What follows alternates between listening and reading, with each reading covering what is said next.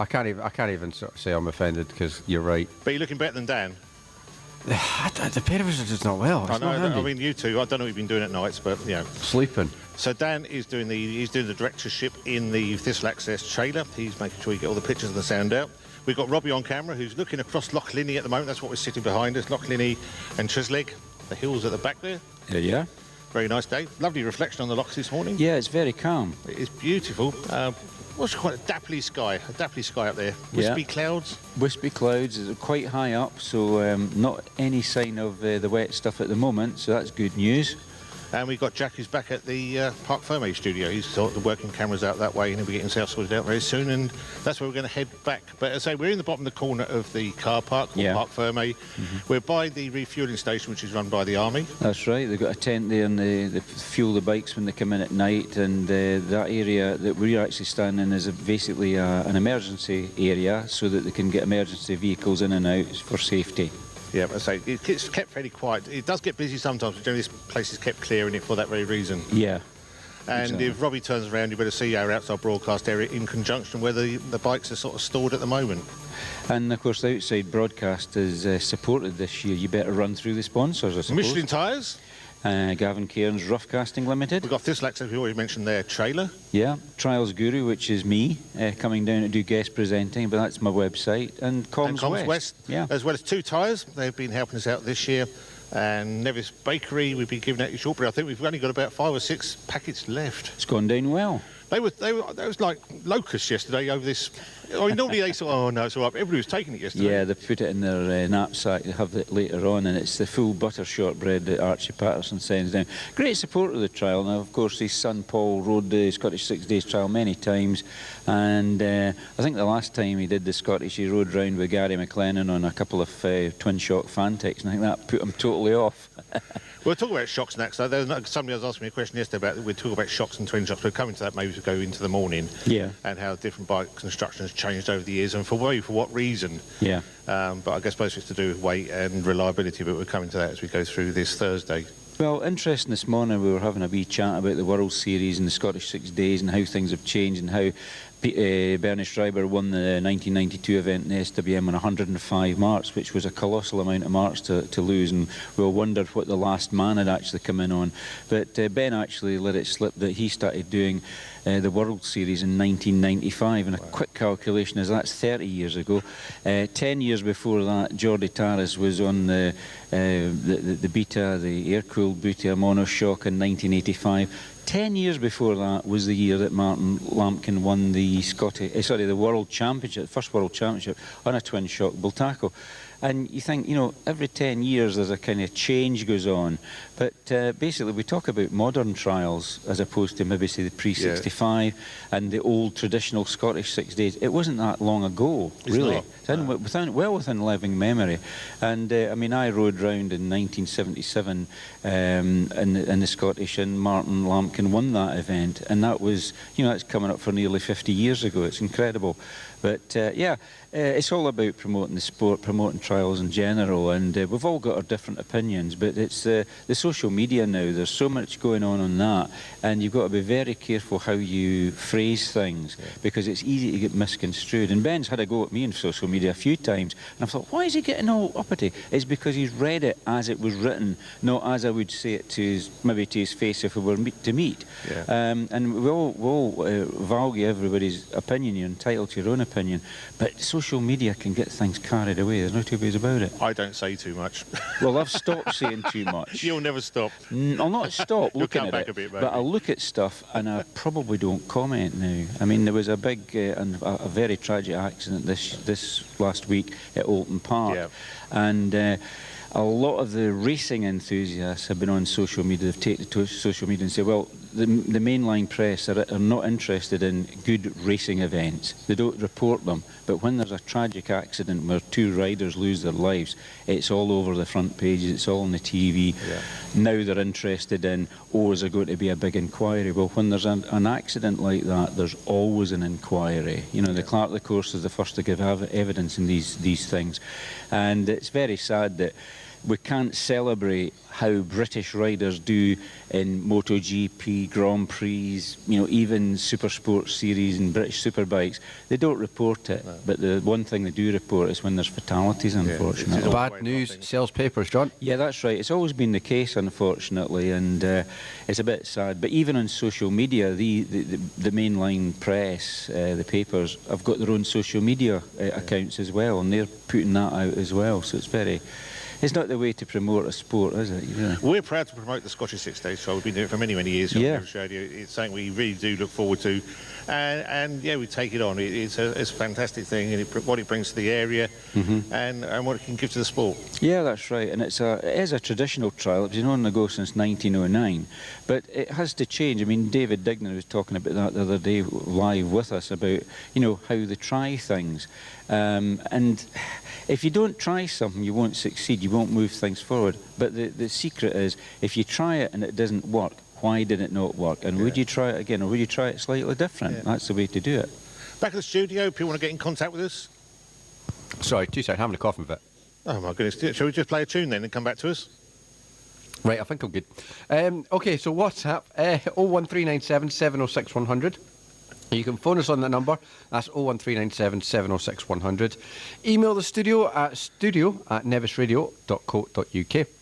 You can find us on Facebook at Nevis Radio Official, and you can also find us on YouTube at Nevis Radio Official. Or just type Nevis Radio in, and you can see exactly what you guys are up to. We're going to play a bit of the Eagles, take it to the limit, come back, we'll do the weather, and get started fully here on the 6 Days Trial day number. The tyre is such an important part of your bike. It's the only part which touches the ground. And when you get that perfect combination, it's hard to beat.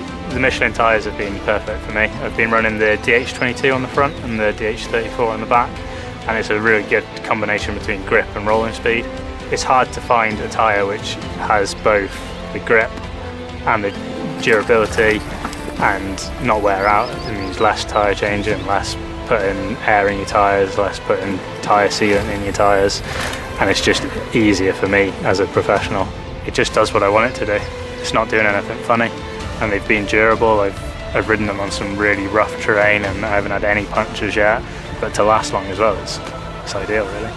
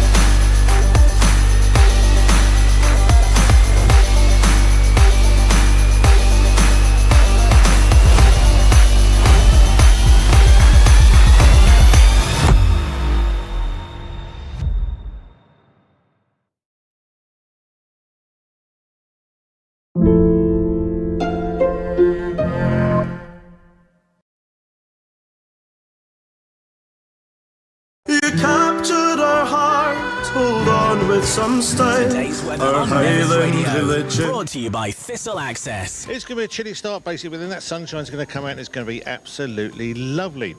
Feeling warm in the sunshine, although the east coast will be cooler with offshore breezes. Temperature-wise, 18 degrees centigrade. Tonight, dry some late sunny spells this evening with long clear spells developing. Light winds, a few mist patches possible, and then that frost returning to some areas, certainly in the sheltered glens, and dropping down to 3 degrees centigrade.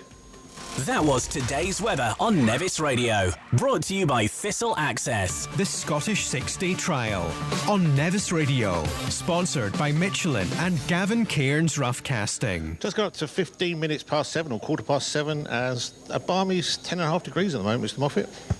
Well, it's a lovely day. There's no two ways about it. It's been a lovely week, to be fair. It's been lovely all week. I don't feel particularly warm, but I don't feel as cold as I did the previous couple of days. Monday was cold. Monday was chilly. Cold hands Monday. Said it was up to like something like 12 degrees, and I felt it was like minus 12 at that time. Yeah. It was rather chilly. That noise, somebody said, what's that banging behind? It's that crash, and there's a gate, basically, which the competitors and all the team go through, and it's on a spring hinge, and it just keeps banging behind us. Yeah, it just gives access to the Parc Ferme for the riders, and there's 2 or 3 of these gates along into the service area as well. It's so that you can use these royal barriers, and you can actually get past them by using the gates, and they're always positioned in such a way where they're opposite a service area. And the one we've got here at the Secretary's office, that's the one that controls the riders coming in and out. Hopefully we'll be able to get passes in for a couple of riders today to interview them, and that's Danny Butler and Stu Day. We would like to speak to them about the media side of things and promotion of the sport online. And first riders are now coming in because they literally get quarter of an hour, don't they, to fettle and muck around and sort things out. Yeah, 15 minutes ahead of their start time, and we've got rider number 145 this morning, which is a local man, Dougie Gibson, well-known local rider, been doing the trial quite a few times, many times, and from memory, I can't remember which one he's in, but I think he's in Loch Harbour Mountain Rescue. He certainly was in the Mountain Rescue teams. So being a Loch Harbour man, Dougie knows the hills like the back of his hand because he used to have to go out and rescue people. Probably more than some people in a way. Yeah, I would think so. I would think so. But no, a good thing in the mountain rescue, they don't have to do a good job round here, I tell you. Do you want me to catch him just Go now? on, yeah, Go wander. Okay, we'll catch Dougie. So, as I say, I mean, the local riders love this event. Oh, we've got a gaggle of local riders here now. We'll maybe catch a few of these chaps. Number 145, Dougie Gibson, local man from Fort William. He's getting the handlebar grips off his bike. They're sorting them out this morning. Dougie, you've ridden this trail quite a few times now, haven't you? Yeah, I have, Jordan, aye. And I thought I'd come out of retirement again for this one, so to speak, being 60 last year. So, but I've got to admit, I'm finding it quite hard. No, I was saying that you were a member of the Mountain Rescue Team. Which one was that again? That was Loch Harbour there, but again, my age retired from that, and all the young boys are through now. But that helps you in the Scottish as well, because you must know these hills pretty well, Dougie. Yeah, but over the years, you know, the first one I done was 86, and as you well know, the routes have changed for all the right or wrong reasons, and you know, it can be detrimental to going down the wrong road, so to speak, because you think you know where you're going, but you don't. You don't, yeah. That's it, you've got to follow the flags as intended. Yeah, well, that's the thing, you know. But, you know, you have that lapse of concentration and you think you were there the year before. And but, yeah. So, as I say, I'm finding it quite tough this year, you know, even with the dry weather, the hills are a lot harder, so the suspension takes out your shoulders more, or in my case it does, you know. Yeah. But they say if the ground's wet, it soaks up a lot of the bumps. Yeah, correct. Aye, and I mean, there's a balance between, you know, soft bogs and hard terrain, I think, you know. Yeah, absolutely. So, but you're quite looking forward to today's run, I presume? Not particularly. for first man away, I tend to push on a wee bit for whatever reason, and so I just assume all the observers will be there in time. Yeah. You know. Oh, yeah, that's a point. That's true. Yeah, it's happened once or twice before, but anyway, it'll be good. We'll take a flask and you can have a cup of tea when you're waiting on them. Yeah, maybe a dram, maybe. Yeah. Of course, you'll be riding over. Anyway, Dougie, all the best for the 4th day of the Scottish 6 Days trial. Aye, thanks very much, John. No bother. That's Dougie Gibson, rider 145 in the GASGAS. Now, beside him, we've got another GASGAS rider, well-known local rider, 151. That's Kevin Dignan. He's been doing this a long time. Everybody's pushing on in age. age nowadays, Kevin. How many Scottishes is that you've pushed in now? This is number 23, John. Oh, wow. Yeah, so... I remember when you were a youth rider of all things. Well, it's funny because you just spoke to Dougie there. Dougie and I, we did the Scottish together in 1886. That was our first run together. That would be an Fantic, was it? It was, Twin Shock 300. Yep. Now, your family's been heavily involved in the sport. Obviously, it's easy to work out that David Dignan could be related to Kevin Dignan. But there's more than one Dignan, but your parents as well, they were heavily involved in the sport. Yeah, both Mum and Dad. My mum ran the Lochaber Club, and my dad heavily involved with it, and he was heavily involved with the Scottish as well. He did the time control for many years, you know. Well, your late mother, Grace Dignan, of course, you have the Andrew and Grace Dignan Memorial Trial now. The Lochaber runs that, don't they? Yeah, we have that in Ferme, but not on the 6-day side, on the other side, which is every bit as good. Yeah. So, yeah, you're carrying on a family tradition, but I mean, your mum and dad, more than the club and more than the Scottish, they used to ferry you guys around when you were youth riders as well. Ah, yeah, it took us all over the country, which was great. Yeah. I think there was a 3-day or a 6-day trial down south as well, wasn't it, for youths? Oh, yeah, we went down to the YMSA when it first started in the mid-80s. Yeah, we did it 2 or 3 times. Yeah. Good fun. It was great fun, yep, absolutely. And from that, lifelong memories and friends as well? Oh, very much, yeah. There's still people we see here, after a long time. Still friends with them, which is really good. Yeah. Are you doing maintenance on the GASGAS bike? Been going okay this week, Kevin? Yeah, been fantastic. Yep, no bother at all. Been absolutely brilliant. Good. Well, we'll let you crack on with the fettling. Good to speak to you, Kevin. Yeah, thanks, John. Cheers. Kevin Dignan, family connection with the sport. Grace and Andrew Dignan put a lot into the Lochaber Club, into Scottish trials generally, and yeah, it's all to go on again and carry forward. And of course, you've got young Ben Dignan riding in the World Series now as well. And it's good to see Kevin still riding with his good friend Dougie Gibson there, who, well, Dougie's 60 and Kevin will not be far behind. So it's good to have these guys all still involved in the sport and carrying on the tradition. And of course, the youngsters carrying on as well.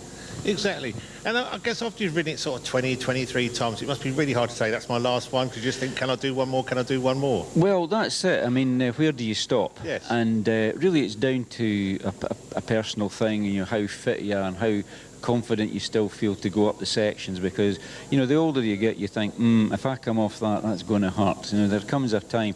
But the late Bill Grant, who was the Chief Marshal here, in fact, the Assistant Secretary, I think it was, of the Scottish 6 Days Trial, him and his late brother, John Grant, put so much into motorcycle trials in Scotland from Rogart. Bill Grant told me, he's a very wise individual, was Bill Grant. He says, John, he said, the bike will tell you when it's time to stop. And when I was riding the matchless in the pre-65 Scottish, I did it 13 times. And the 13th time, the bike reared up on one of the sections above Greymare's Ridge, and it gripped on a rock, and it actually revolved itself around its chains. You know, it lifted itself up off the ground, effectively doing a wheelie, but it was actually stopped, and it just revolved up, and it pushed me right up against a tree. And then I managed to get the valve lifter on and actually killed the engine just as it was pushing me into this tree. And I thought, this bike's telling me something. So the next year I thought, well, I keep riding. Well, I dropped down to a 350 BSA, and that kept me going for another 6 or 7 years. And then finally my last ride in 2016 was on the C15, and I think by then, having 23 pre-65s under my belt, I'd done enough of that, and it was time to sort of stop doing that. So yeah, I think at the end of the day, once you find it's getting too far, it's getting out of reach, that's maybe the time to call a halt. But then, you know, some people, I mean, take the likes of Nigel Burkett. When will Nigel stop? I mean, 52 rides, and he's going quite well. I saw him at Leineken yesterday, and he came popping out the section, and there were hard sections there. But, you know, he just rode it like he always rides these things. Yeah. And it doesn't seem, to me, it doesn't seem to change. But I'm sure Tempest Fugit takes a hand in it. Yeah, no, it is a difficult one. And I suppose family circumstances can change, and, you know, you don't even...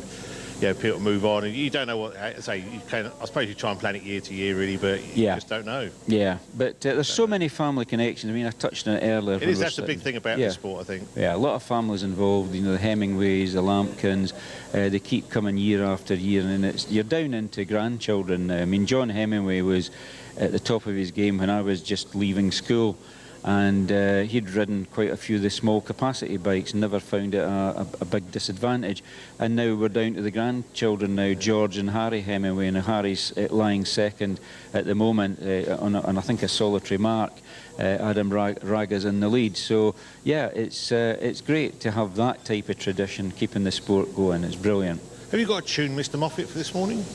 Have I got a tune? Yeah. Oh, you come on to me a bit early because I was supposed to wait and dedicate one. We can do another one. Do that as well later. Oh well, okay.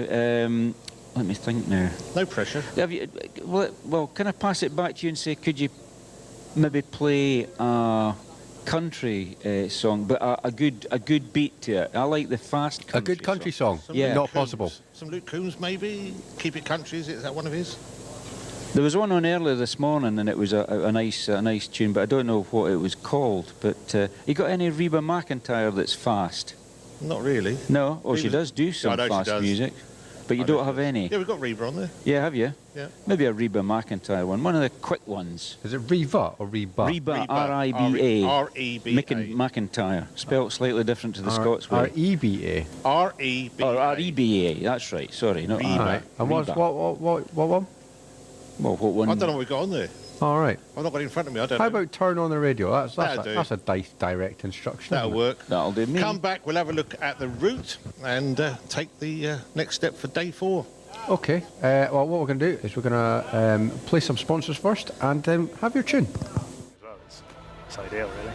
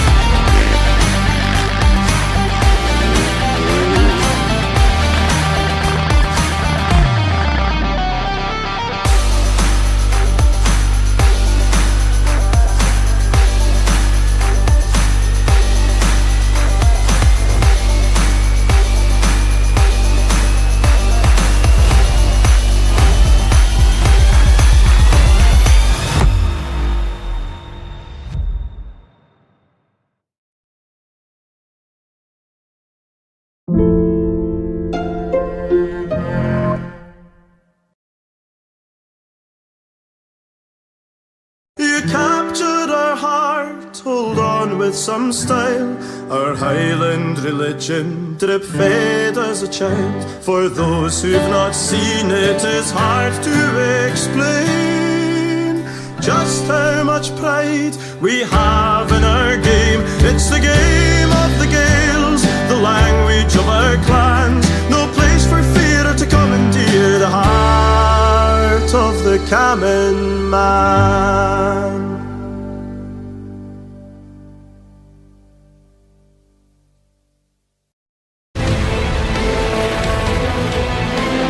The tyre is such an important part of your bike. It's the only part which touches the ground.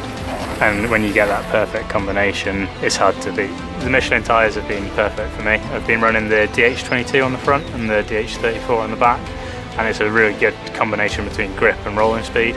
It's hard to find a tyre which has both the grip and the durability and not wear out. It means less tyre changing, less putting air in your tyres, less putting tyre sealant in your tyres, and it's just easier for me as a professional.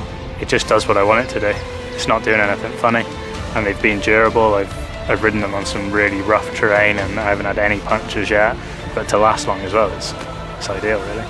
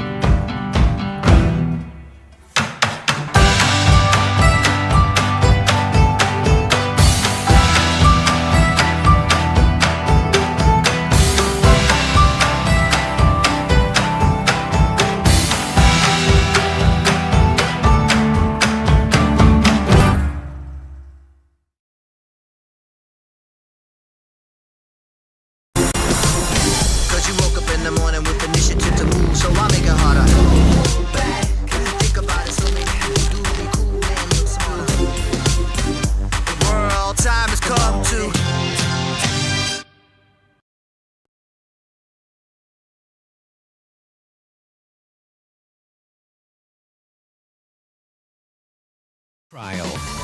A bit of Reba McEntire on a Thursday morning. What else do you need in life? Can't be bad. I think that's a good driving tune, don't you? You enjoyed that, didn't you? I did enjoy that. Should we thank Simon for his choice of tune? See how you say she does faster tunes? Mm-hmm. Would they be Arriba tunes? Arriba! Arriba, arriba. Aye. Did that take a long time to think of that one? 3 minutes 31. So first riders, the first one went away at 7:30, so we're on about third yeah, that rider was lead Dougie now, Gibson. Dougie, we had a quick word with Dougie and his riding buddy this week, Kevin Dignan, brother of the clerk of the course of all people, and uncle to Ben Dignan, who's obviously riding in the World Rounds now and riding the Scottish 6 days. So that was good to get them in. Absolutely. You have the route in front of you for day 4? I do have the route in front of me, day 4. Thursday, 8th of May at the Scottish 6 Days Trial 2025. Yeah, the first 2 subs inaccessible to the public. First rider's there at 8 o'clock, that's Torban. Then down into Loch Shiel A and Loch Shiel B, they're not accessible. I think that's on the Connaglen estate. Then over to the Bellsgrove sections. They've used these for quite some years, making towards Struntian. The Bellsgrove, Achnalee, and then they go over the hill to Laudale. Now that's probably after the lunch stop, which is at Struntian. I'm hoping it's in the same place because most people are heading off there today, I believe, because they can't really catch the first 3 groups, and Belgrove is a bit off the road as well, but they are accessible to spectators. So a lot of people are sort of heading across looking to go to Struntian, and they're all wondering whether to go out the top road, which is out by Glenfinnan, but that's quite a long trek. So I think the Corn Ferry could probably start getting a wee bit busy this morning, but it's the best way to go for many of the people because the head of the loch, as we call it, that's quite a trip round. Laudale is accessible to the public, so is Laudale Cottage, but it's a bit further on over the hill. Then they're going over to Camas na Crois. That's accessible. I don't know how many sections is at Camas na Crois because they missed that off the programme. That's Group H. First rider at Camas na Croix, that's the big loose climb. There's normally about 2 or 3 sections there. 11:15 the first rider should be coming into sight. Then they're along the road a little bit. Single track road with passing places, so take care. And everybody, if you could all go in the same direction, which is a kind of anti-clockwise route. They're on to the Milnamich sections. Then up to the further 2 sections in the Group J, which is Kilmaloo, which is at the opposite the Outward Bound centre there. First rider's there at 12 o'clock, which is midday. So the sun will be up. So K is the next group, 3 sections at Lochindoir. I don't know those ones at all. 12:25, so they must just be along the road. And then the last group of sections, L at Ardgour, which is getting near the ferry again, the Corran ferry. First rider's there at 5 to 2 in the afternoon. So that is your route. Hopefully you've got your programme with you so you can see where they're going. Of course, the riders, they use a route card, so if there's any changes to the programme, then that will be highlighted in by having the route card. So the riders obviously follow the route card and don't follow the official programme guide. Have we got a copy of the route card? Can we see what they look like? I mean, is it just they get one of those each day, I'm assuming? Yeah, they get one every day. They get it handed. Yeah, when they go up on the ramp, they get the route card given to them. They slip them in the pocket and zip it tight, because you shouldn't lose your route card, because obviously if there's delay, they've got to note the delay down. So your route card is what you've got to make sure you carry and don't lose it. It's awful easy just to put your hand in your pocket to get a Mars bar or other kind of confectionery. Yes. Pull that out, and they pull the route card out with it, and that has happened a few times before, where riders have had to go back, and or other support people have ferreted about looking for the route card. So it's very important. Leading the trial after day 3, Adam Raga, former 4 times world trials champion, on the Sherco, on the Adam Raga replica, on 0 marks. But close behind, rider 165, Harry Hemingway from Yorkshire, riding now in the World Championships. He's on 1 mark, so there's only 1 mark between the two. But that's after the Wednesday, which is the middle of the week, so obviously things start to get really, really competitive. And Adam's got a slight lead on Harry at the moment. There's only another mark separating Harry from Jack Peace, rider number 79. He's on 2 marks. So it's all very close at the top, and we would expect that now in the Scottish. But, you know, it's going to be hopefully won on sub-10 marks this week. But we were saying over breakfast, you know, what is the highest score that there's ever been on a winner, and that was Bernie Schreiber in 1982 when he rode the SWM 320, and he dropped 105 marks to win this event. Talking of Bernie Schreiber, we had a competition running yesterday. Sorry? We had a competition running yesterday, talking about Bernie. Yeah, we did. The competition for a Trials Guru Nevis Radio Blue VIP cap, very exclusive. There was only about a dozen of these made. I think there was 12 in total. And the question was, what is the name of the column that Bernie Schreiber writes for Trials Guru website? And what was the answer? The answer is gloves off. Gloves off. Gloves off. And the reason why it's called gloves off is people, you know, let's get the gloves off, straight talking. Yeah. That's what it's about. But also, in the majority of his world championships and trials that he rode all over the world, Bernie rarely used a pair of gloves. Oh, wow. He was of the Malcolm Rathmole sort of faith, where Malcolm was said to the press, oh, they said, oh, you don't wear gloves, Malcolm. No, it's like washing your feet with your socks on, you know, because it's when they get wet, of course. But, on social media, we talked about that earlier, there's a lot of people pick up pictures of Bernie when he's been riding in England, in national trials and Motor Point World Championship trials at the beginning of the year, when it's been really cold, you can see the snow on the ground, and they're going, oh, Bernie, you're wearing a pair of gloves. It's almost like, oh, look what I found. A picture of you with a pair of gloves on. And in the Scottish in 1977, his first attempt, 11th he came as a best newcomer on the factory Bultaco 325. Yep, some of the days he's got gloves on because it was really, really cold, but it was more at the point it was really, really wet, and his hands used to get cold on the road. But the majority of the pictures you see of Bernie Schreiber, even in world rounds, bare hands, riding without gloves. You thought the gloves had got for a bit of protection too. He did come off and pinch it against some rocks or something like that, I would assume. Yeah, well, the rule book for youth riders is that youth riders must wear long sleeve shirts and a pair of gloves. Okay. Apart from boots, of course. So helmets are mandatory. Oh, helmets, of course. But they came in the 70s. That you had to wear a crash helmet, I think, from 1974 under the Road Traffic Acts. So yeah, they do give you a bit of protection if you do come off. It stops your knuckles getting skint, as we say.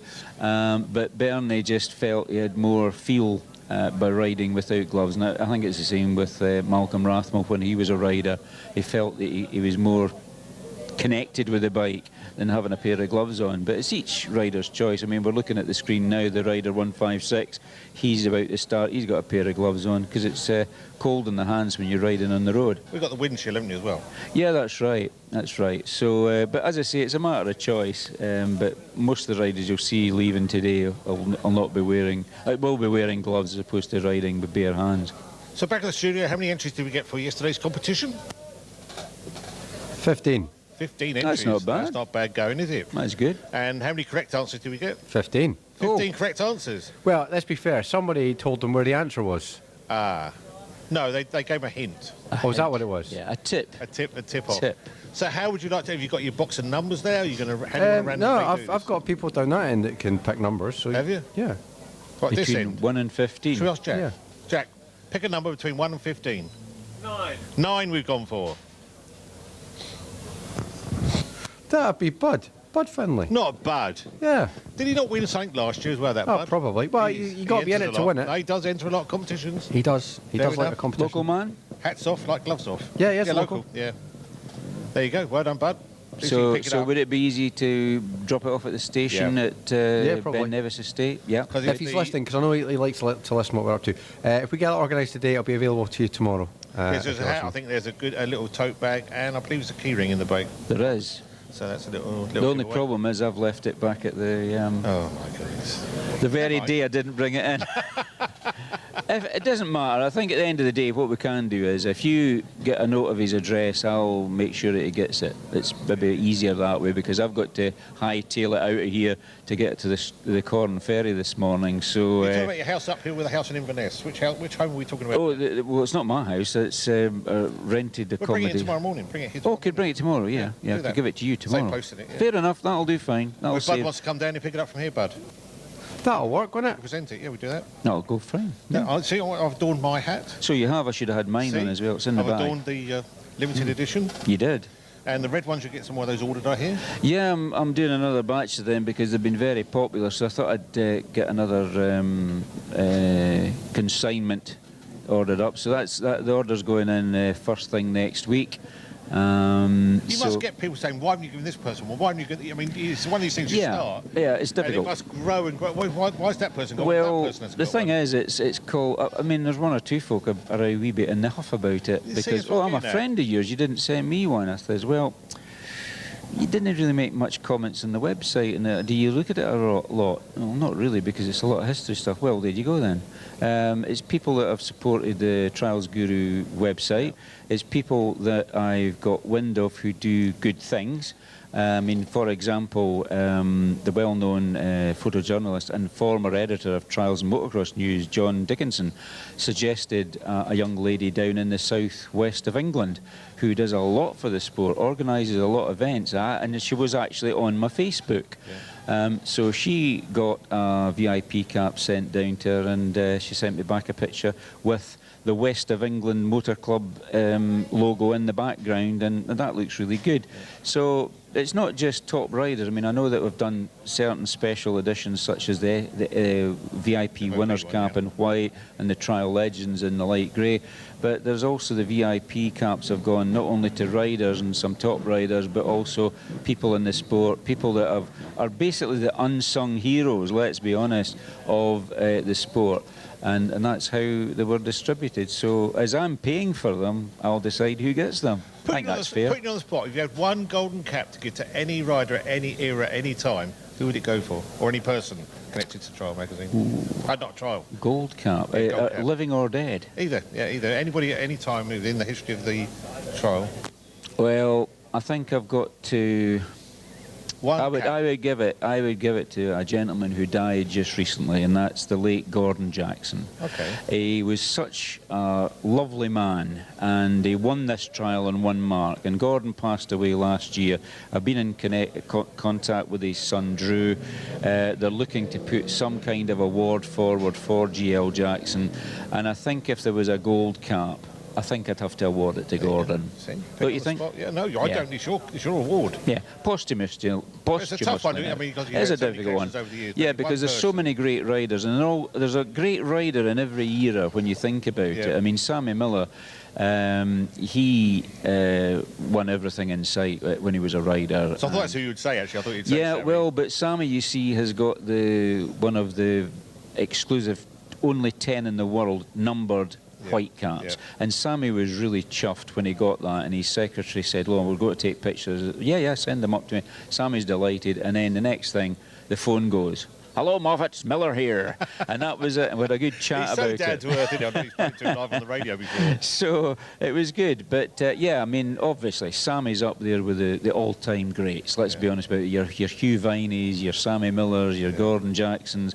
There's so many top riders of their era, but I think really Sammy won the Scottish 6 Days trial.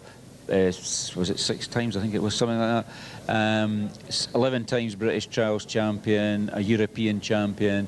You know, there's other riders were knocking at these sort of records as well. You Steve Saunders of this world, he had as many British championships under his belt. But I think, you know, you've got to sort of look at them in different time scales, you know. You had your pre-war riders who were great. I mean, Johnny Britton's father, Vic Britton, they have a Vic Britton trial, you know, but he was a pre-war rider.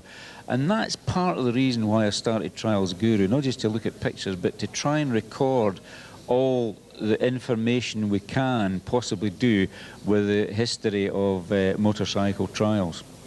And I guess you'd like that to, I mean, I'm not, once you're off this, you know, earth, you'd like that to continue, so that archive is still there. Yeah, I'd like it to be passed on in some way. I mean, I think you know this year that I registered Trials Guru as a registered UK trademark, and that can be traded. Not I'm intending selling it just now, but if somebody in the future, maybe when I'm getting a bit past it, wants to take it over, then I would be only too happy to do so, as long as it's done in the spirit of how it was set up in 2014. Okay, maybe a member of the family might want to do that. I don't know. At the moment, that's not likely. But you know, in 8, 9, 10 years' time, or when I pop my clogs or fall off the perch, then maybe somebody else could carry it on because it's a useful thing. But it depends how things go. How will websites be in 10 years' time? And it's something that we want to talk to Stu Day and Danny Butler about, is the shift away from paper-based media to online media. That is the thing. It was quite funny. There was a chap I know down in Lancashire, Trevor Bennett. It was the very thing he said. He said, basically, magazines are dead. This is the way forward, John. You know, Trial Tube and things like that. People are looking at these things. They get to see their heroes, if you like.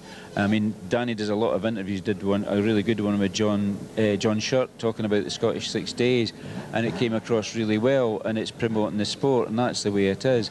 And my biggest problem with looking at programmes and magazines and stuff like that is I've got a lot of them. I've got all the programmes for the Scottish 6 Days from 47 to the present day, because we've got the new one this time. But it's finding stuff. It's not searchable. You've got to go through boxes and boxes. I've got box A to box G now of not just 6 days programmes, but pre-65 programmes. There's some Scott programmes, there's some magazines. The magazines are very interesting when you look back on them, but you can't remember where you saw an article on. That's the trouble, and that's why I've tended to go down the index route. So you've got rider index, you've got photo archive index, so that on one page you can see all the different archives of Hugh Miller, who's a local man. His daughter is on BBC, for example. She's a reporter. All that comes to pass. Yeah. And I guess it deteriorates every time you thumb through a magazine. I think where's it away? Yeah, it gets a bit thumbed over, and that's it. But mine are kept in kind of pristine anyway, keep them right, yeah, so that I can look at certain things. But I'm a great believer in when I do some writing, I do it brand new. I look at it with new eyes. That's the way I do it. I don't go back into old stuff because that to me is like copying off your neighbour at the exams, isn't it? I guess so. I mean, there's only so many words you can put in so many orders. Yeah, that's like right. Music, there's only so many musical notes. I like to get the flavour of it and say, yeah, that's what happened then. And then what I'll do is I'll try and phone the guy up that was actually there. Yeah. I'm a great believer in speak to the people who were there and did it. Yeah. And that's why I was really happy that I got to know over the years Gordon Jackson.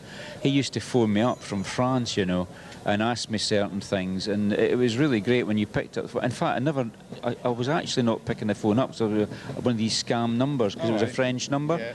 But when I did do it, it was, hello John, it's Gordon Jackson here. And I went, right, set aside an hour, I've got to listen to this man. And I did very little talking. Yeah. I mean, I never spoke a word hardly. Gordon went on. Goodness. That's how you pull the information in, is shut up and listen. That's the way to do it. John Moffat not talking for an hour. Yeah. I can't believe what absolutely. I think we've got a tune lined up for Dan, have we not? We do. We've got some Future and Metro Boomin' with Kendrick Lamar. Goodness. I know. So, yeah, we'll be playing like that, and I'll be with you after these. You captured our heart, hold on with some style. Our Highland religion drip fed as a child. For those who've not seen it, it's hard to explain just how much pride we have in our game. It's the game of the Gaels, the language of our clans. No place for fear to commandeer the heart of the Cammon man.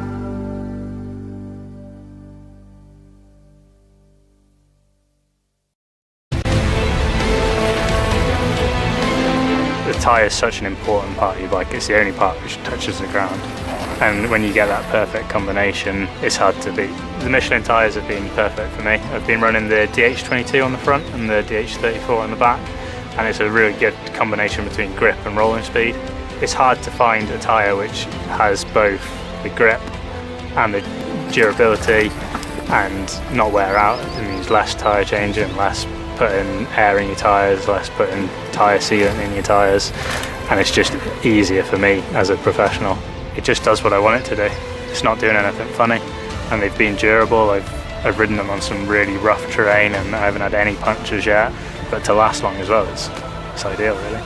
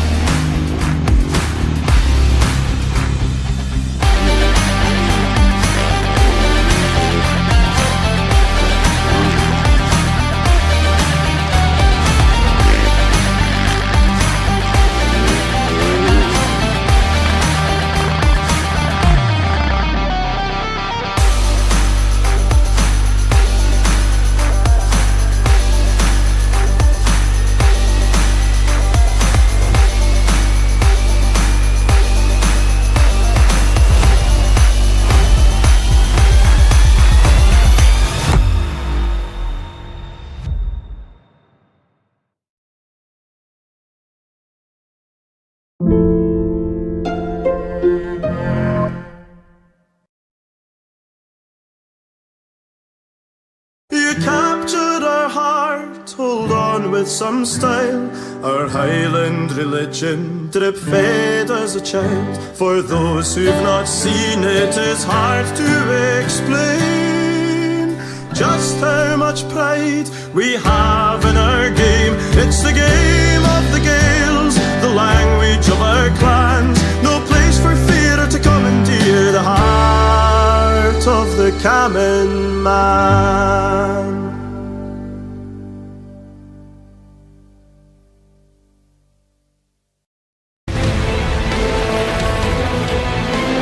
The tyre is such an important part of your bike. It's the only part which touches the ground. And when you get that perfect combination, it's hard to beat. The Michelin tyres have been perfect for me. I've been running the DH22 on the front and the DH34 on the back, and it's a really good combination between grip and rolling speed. It's hard to find a tyre which has both the grip and the durability and not wear out. It means less tyre changing, less putting air in your tyres, less putting tyre sealant in your tyres, and it's just easier for me as a professional. It just does what I want it to do. It's not doing anything funny, and they've been durable. I've ridden them on some really rough terrain and I haven't had any punctures yet, but to last long as well, it's ideal really.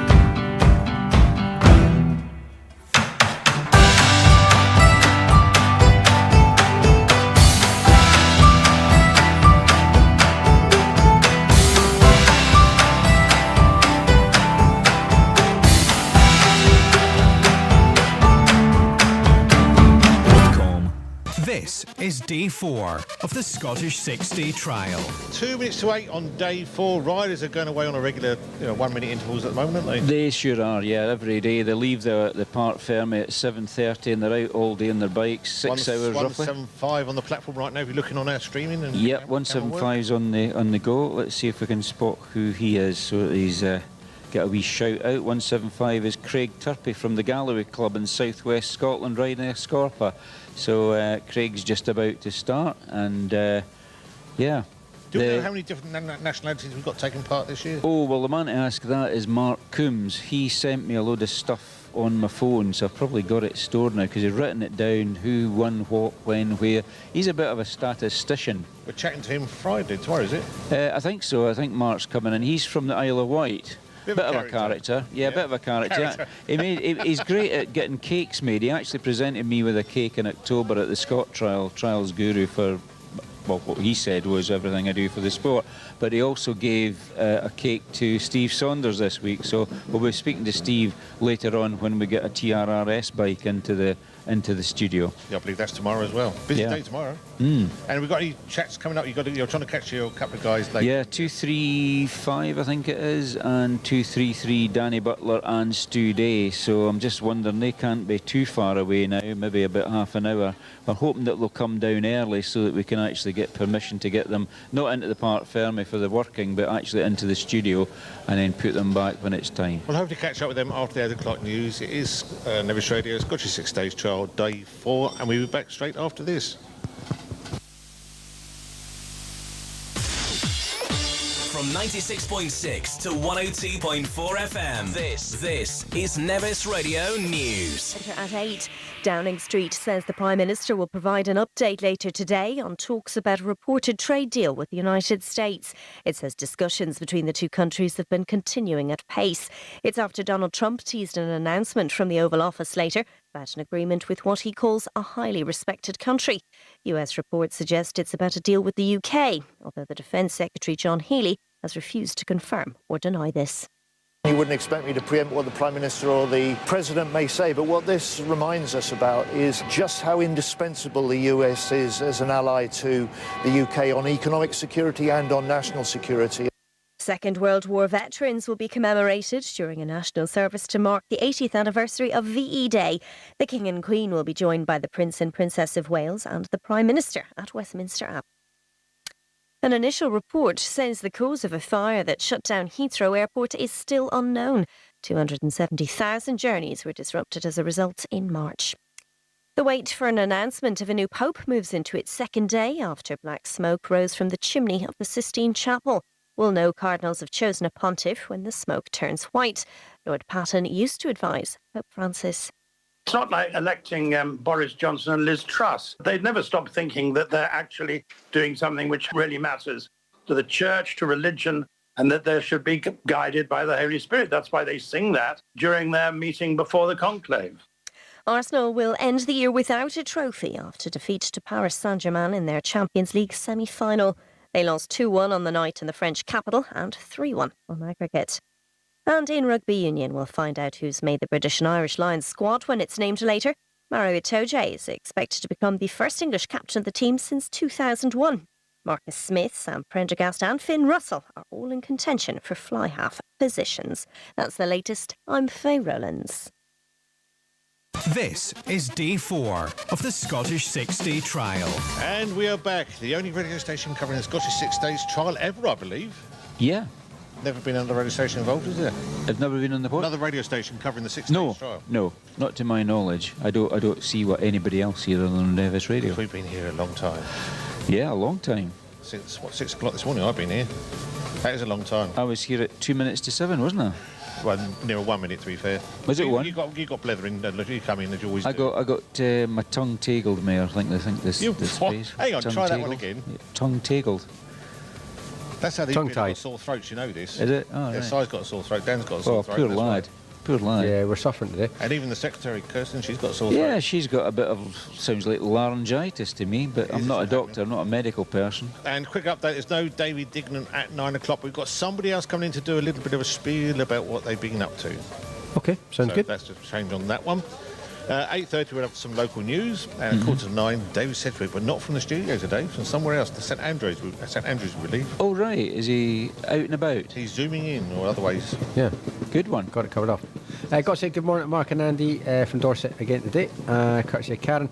Also, good luck to Kieran, who's not been able to go this year because he's got GCSEs today, so good luck to him. No, I hated that. GCSEs? I missed so many Scottish 6 days because of, well, they didn't call them GCHEs or whatever. They called them O-levels and higher and 6-year studies. And 3 years, 4 years maybe, I could only come up on the Monday, and that was even a push because I had to go back and revise a whole lot of stuff. Did you get stroppy and sulk? No, I had to get on with the work, and I was never a great studious kind of guy, really. I didn't like reading stuff. So, yeah. But as a young person, you had a bad temper on you? Did you get cross? No, there's no point in getting cross about it. I just had to get on with it. But I sort of took the view that I should really be up in Fort William, and it wasn't until about 1974 or 5. No, it was 75. I think it was the first year I managed to get up for the full week. And that was, my dad brought me up because I was able to wangle it with the school and everything. I think I was in 6 year studies, and I think I was only just doing a couple of them, like history and whatnot, and come up for the whole week, and it was great fun. And the next year I was up, obviously I was at university by then, or going to university. No, I was at university, and I came up and observed, and that's how Jimmy Reid and I are still quite pally, because we actually a couple of days, the first day we did the fuel stop at Bridge of Gore. The fuel pump's no longer there now, and we did that, and then came up, and then we went out in our various teams, and they asked us to back Mark on the Thursday, I think it was, which was the road run day. It certainly wasn't us, and because it was a road run day, so I think a lot of it was done from a van.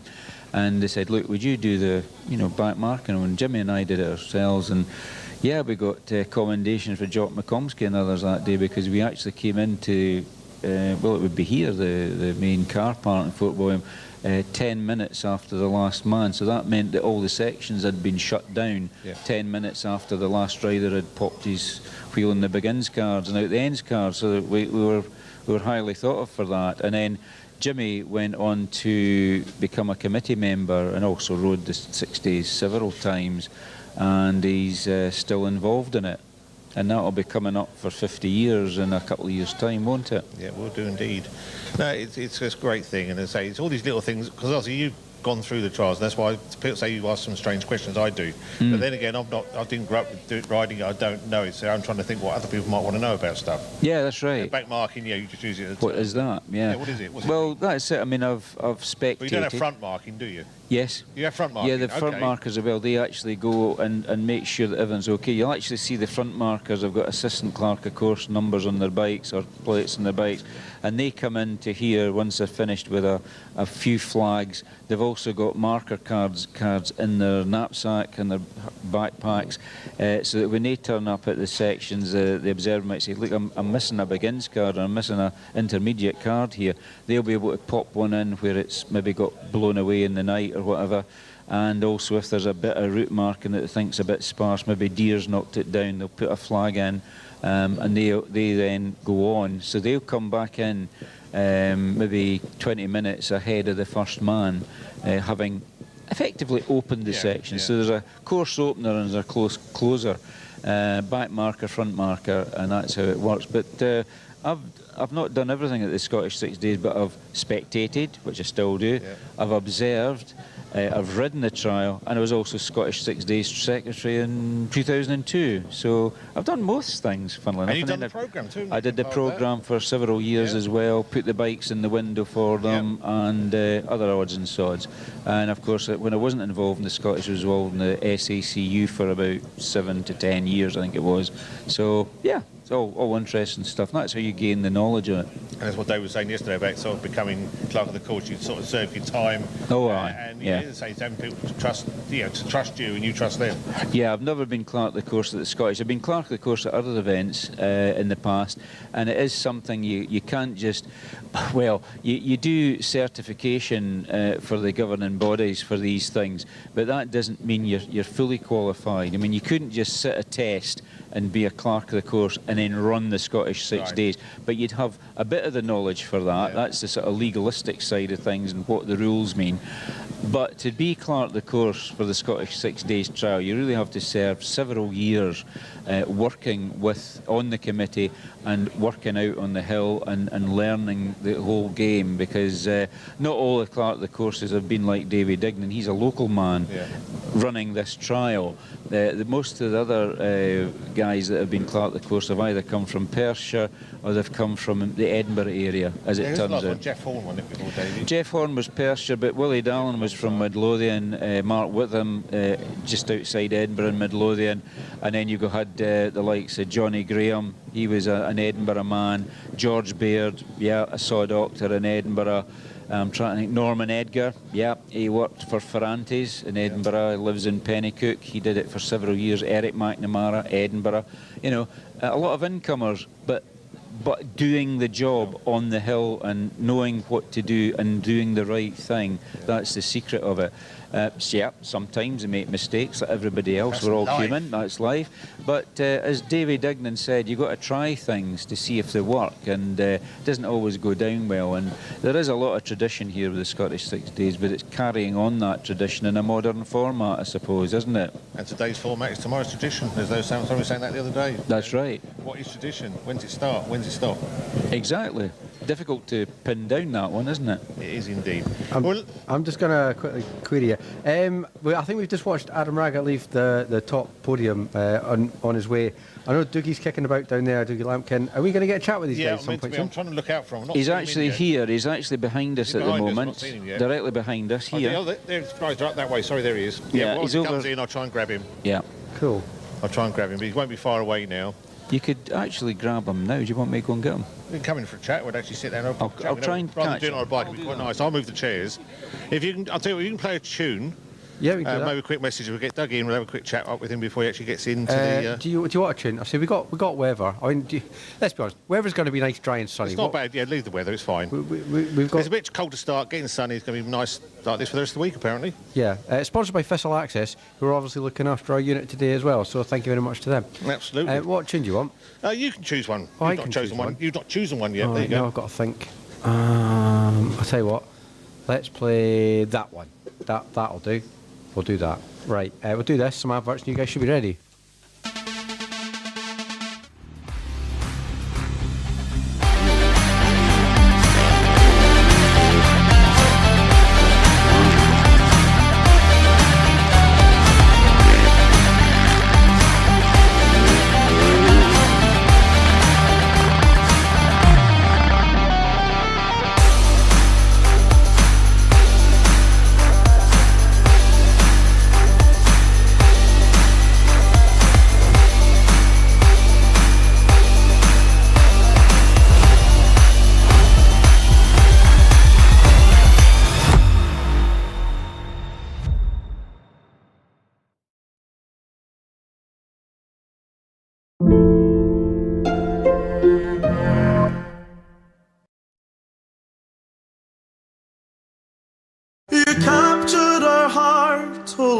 with some style. Our Highland religion drip fed as a child. For those who've not seen it, it's hard to explain just how much pride we have in our game. It's the game of the Gaels, the language of our clans. No place for fear to commandeer the heart of the Cammon man. Aye, there is. I'm going to cut that song because I think we need to get back down to Parc Ferme because I think now we've got someone organised. Blimey, that was quick, coming straight back to us. A very good morning to you, and good morning to Dougie Lampkin. How are you? Yeah, great. Obviously, fantastic weather this week. It's been amazing. Not had this it makes a change, doesn't it? It makes a very big change. Yeah, there's normally waves on that lot. I mean, how many years have you been coming up here now competing? It's a long time now. 93 was the first year. I was 6 weeks old when I first came up, watching my father. 5.5 weeks, we were told by Mum. It could be 5.5. Yeah, I've been beaten anyway though, because there's a 3-week-old baby here this week. So that's it. That's the future. Yeah. So all records get broken. It's amazing. It's amazing history, and we're talking about the history of the trial and what's been going into the families. I mean, the Lampkin family have been involved for so long, hasn't it? Yeah, absolutely. I mean, it's a big thing for our family. It always has been. Pretty much everybody's ridden it. Obviously, I had quite a few years off in the middle of the World Championship. There was just too much going on to come and do this, which was a shame. But you know, I've been back for quite a few years now. Everything great. Rode with Alfie, my eldest son, for the last couple of years, which is fantastic. Waited for this moment to ride with both of them, which is great. Fraser's not a trials rider; he's an enduro rider. That's his passion. That's the track he's chosen. So. But yeah, no, opportunity to ride with both of them, absolutely fantastic. It must be a strange thing, because I mean, you're not just concentrating on what you're doing, but you're also concentrating on what they're doing. I mean, which one sort of takes over? Yeah, no, that really. I mean, Fraser had a little problem. He caught the chain in the section, it damaged the chain, and we were having a bit of trouble with that, actually. And yeah, no, that just instantly took over. I just sort of stopped to help him, like what you do, really.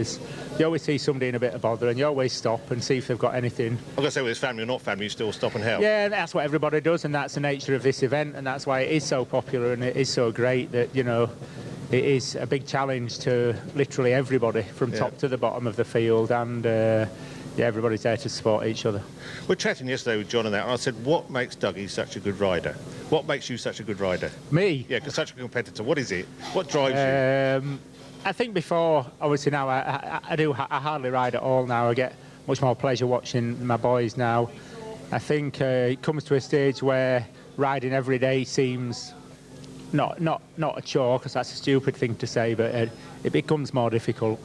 And yeah, the events are fine. You never have any problem. The problem is when you need to ride again on Monday and Tuesday and Wednesday, and then you start missing Monday because you've made an excuse or you're a bit tired, and then you miss Tuesday, and then you need to go on Wednesday because you didn't go on Tuesday. That's when you know that the end is near. And I haven't really ridden before this year's event.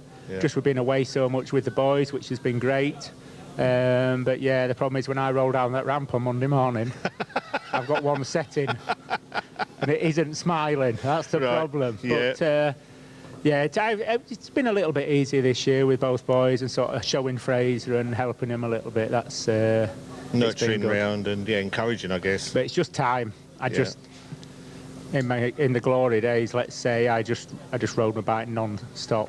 I just did in the glory days when you're world champion and you're way up there. And what are the pressures on you? I mean, you've got sponsorship deals, you've got everything going on to sort of perform and get the results in for not just for yourself but for the team and the manufacturers, I guess. Yeah, absolutely. Yeah, you're you know, the target's on your back. You're not hiding behind a big team. You know, there's not 11 football players on a field. There's just you.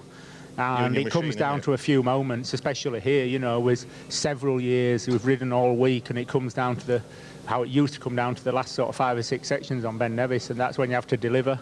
I was very fortunate that was something that I sort of thrived for. I loved that moment. The bit that everybody's running away from was the bit that I crave, and there's no substitute for it. You know, I have to keep riding here to get that feeling again, to get that moment where you're just entering like a difficult section during the day and you've got to make it happen. Then that's they're the special moments that I still do it for. And it's such a beautiful landscape to do it on up here, isn't it? Yeah, absolutely. Yeah, days are a bit long for me. Should be finishing about 5 o'clock. We'll have a word with the clerk of the course. Plenty of hours in day. 5 o'clock will do. We'll try and get that sorted out for you for next year. Cheers. But no, I mean, it's even walking. I was watching you on Sunday, and there's people, when they're still following you, still following what you're up to, and I mean that must be great for you. Yeah, absolutely. I'm still quite involved in the paddock and everything. Obviously, still with Red Bull. That's over 25 years now. Still doing events with them and shows and things for the F1 team, and just absolutely loving it. But then now just getting as much pleasure, if not more, following the boys and watching them, and and letting them have their chance to enjoy it, and that's the priority now. I suppose youngsters coming through, that is the future of the sport, and where it's going to sort of develop. I mean, things do change and evolve like this. This trial will probably do that in long term as well. And where can you sort of get involved behind the scenes with that? I know you talk about your own sort of youngsters. Yeah, with the Autocycle Union, really, you need to be on there and look where the local clubs are and just get yourself along. They all have beginners events where everybody's willing to help, and riding areas like Hinge Perfect, and there's Earl Shilton Club have got one. There's quite a few places to do that, and there where you need to sort of dip your toe in and see if it's for you. There's no shortage of help in those sorts of places to try and get you going, which is fantastic. I mean, the youth this year is amazing. There's so many 125s. I've never seen that many. And that's what we need to see. We need to see them coming on, and hopefully they'll be falling in love with the event, and they'll be riding 20 years later as well. Because it's one of those sports you don't need a huge amount of money behind you to get involved with it, do you? It's one of the relatively cheap motorsports, but there isn't a cheap one. I can assure you of that. With the travelling and everything, it is well, difficult. This week, several thousand quid to get in. Absolutely, right through, absolutely. But we're still oversubscribed, so they must be doing something right. And what's the best age for getting involved? Is somebody, somebody sitting at home, I don't know, a 10-year-old, a 12, 13-year-old? What's an ideal age to sort of, say, right, I'm going to try and do this properly? Yeah, probably around 10 or 12. Have a look at it. Kids have got so much to do though nowadays. But it's good to get them outside and get them doing a bit of something better than playing on the games. And you're still up there, you're still in the top 10, is it about 6th or 7th you're laying at the moment? About 7th or something, yeah. Is that a good place for you to be? Do you like chasing? No, I like on top.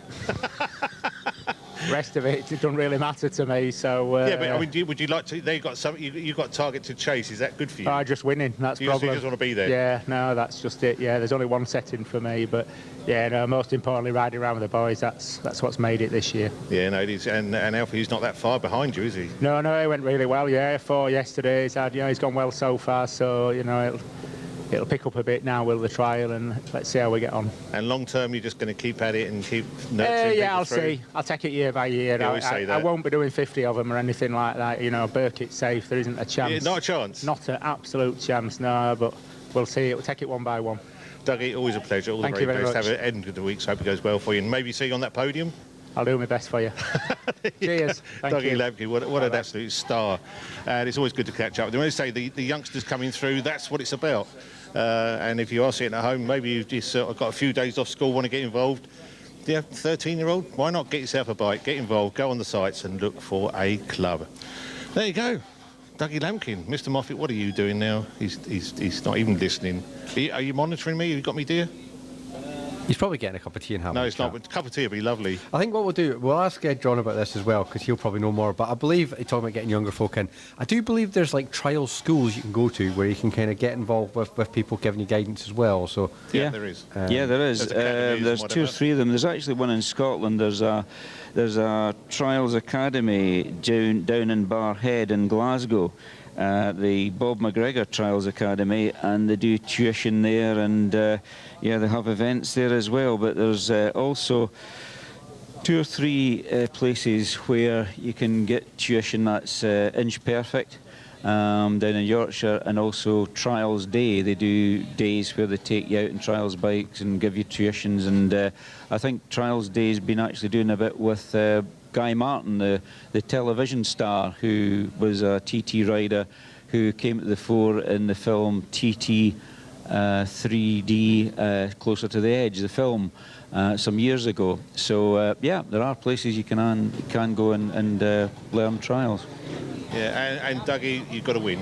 Winning's the only thing which matters. He's always said that. He's never hidden away from it, is he? Winning is what matters. I think, well, the whole Lampkin family's been a bit like that, the ones that have ridden trials, because the Lampkin family is actually a lot bigger than what we understand it as. There's so many cousins that don't ride motorcycles, for example. There's sisters that have lived in Australia and things like that. So, yeah, it's a broad spectrum. But, yeah, they all want to win. I mean, they don't come here to come second, let's be honest about it. Or for a holiday or look at the view. Actually, I had to lend my radio to Isabel because she could see Dougie on the screen. Couldn't hear it because the speakers aren't turned up here, so she borrowed my radio to listen and to hear what her son was saying. Catch it up later as it goes on to YouTube, and always listen right the way through till eternity, I guess. That's right. Good record of the proceedings at the Scottish 6 Days Trial here, the YouTube feeds. I look at it every night. I hear part of it every night just to review a few things, and it's good. And if you are enjoying it, do get in contact with us at the studio. It'd be great to hear what you're thinking, where you're listening from. Well, I know we have people from Australia on Monday. You know, anybody from Brazil may be listening. I don't know. Get in contact. That was a rather random country selection. What, Brazil? Yeah. Well, I was watching, I'll tell you what brought that in, because I've been watching the senior snooker. We just had the Worlds and that, the Embassy, whatever it is, at the Crucible, and now they're doing the seniors, and there's the champion from Brazil. He's on there as the seniors. Okay. And it just came into me, I thought, but nobody's ever seen him. I mean, this guy's been, he's a world champion as such, but nobody's ever heard of him or seen him play. Huh, really? How does that work? Yeah. I thought that's such a weird thing. All right, but even Cuba, anybody listening over that way? Cuba?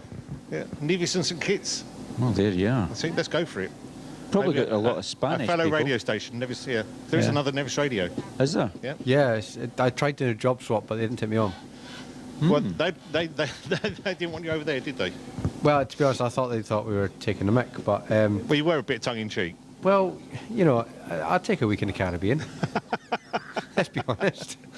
We'll be your support team. Yeah, exactly. We'll come with you. Get it on expenses. That's a lot of miles, isn't it? Can't even get a bacon rolling in expenses. Are you going to get a trip over there? Well, that is the question, really, isn't it? Right, how are we doing for catching up? I know we got local news at 8:30. Yeah, I was going to play Tune and play some ads, but obviously I didn't play the ads, so I could do a catching up with those. I've got local news at 8:30. Have we got a tune from Jack yet? Has he put us? No. Right, we'll get tune from Jack. He'll go and speak to Dan.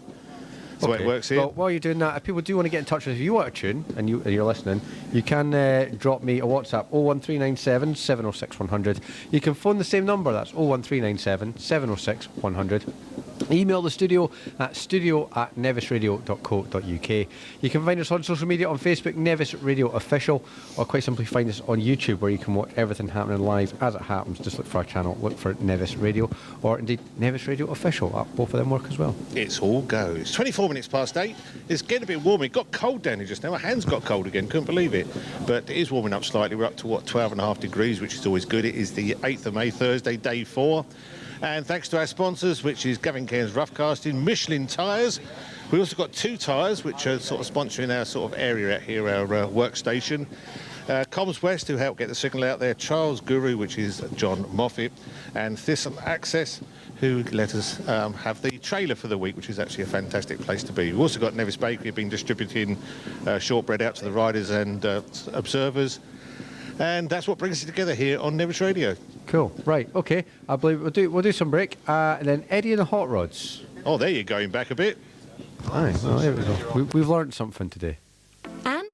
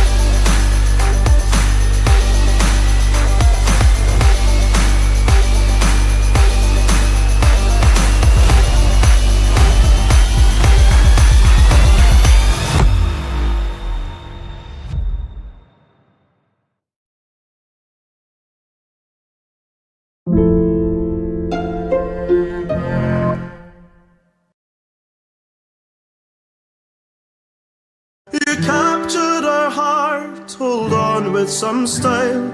Our Highland religion drip fed as a child. For those who've not seen it, is hard to explain just how much pride we have in our game. It's the game of the Gaels, the language of our clans. No place for fear to commandeer the heart of the Cammon man.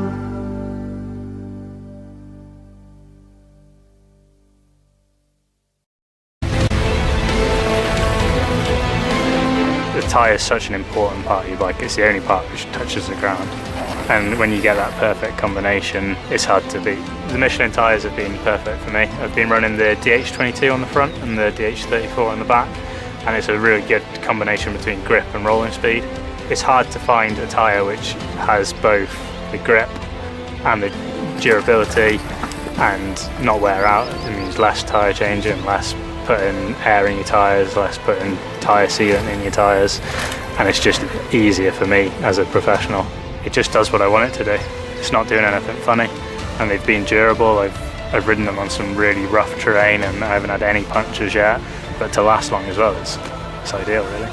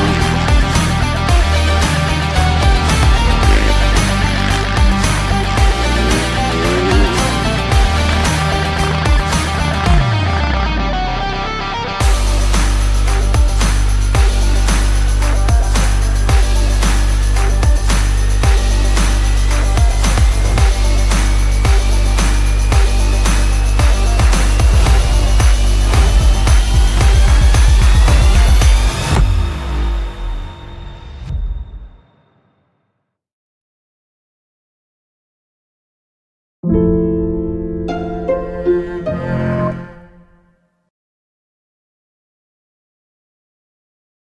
captured our heart, hold on with some style. Our Highland religion drip fed as a child. For those who've not seen it, is hard to explain just how much pride we have in our game. It's the game of the Gaels, the language of our clans. No place for fear to commandeer the heart of the Cammon man.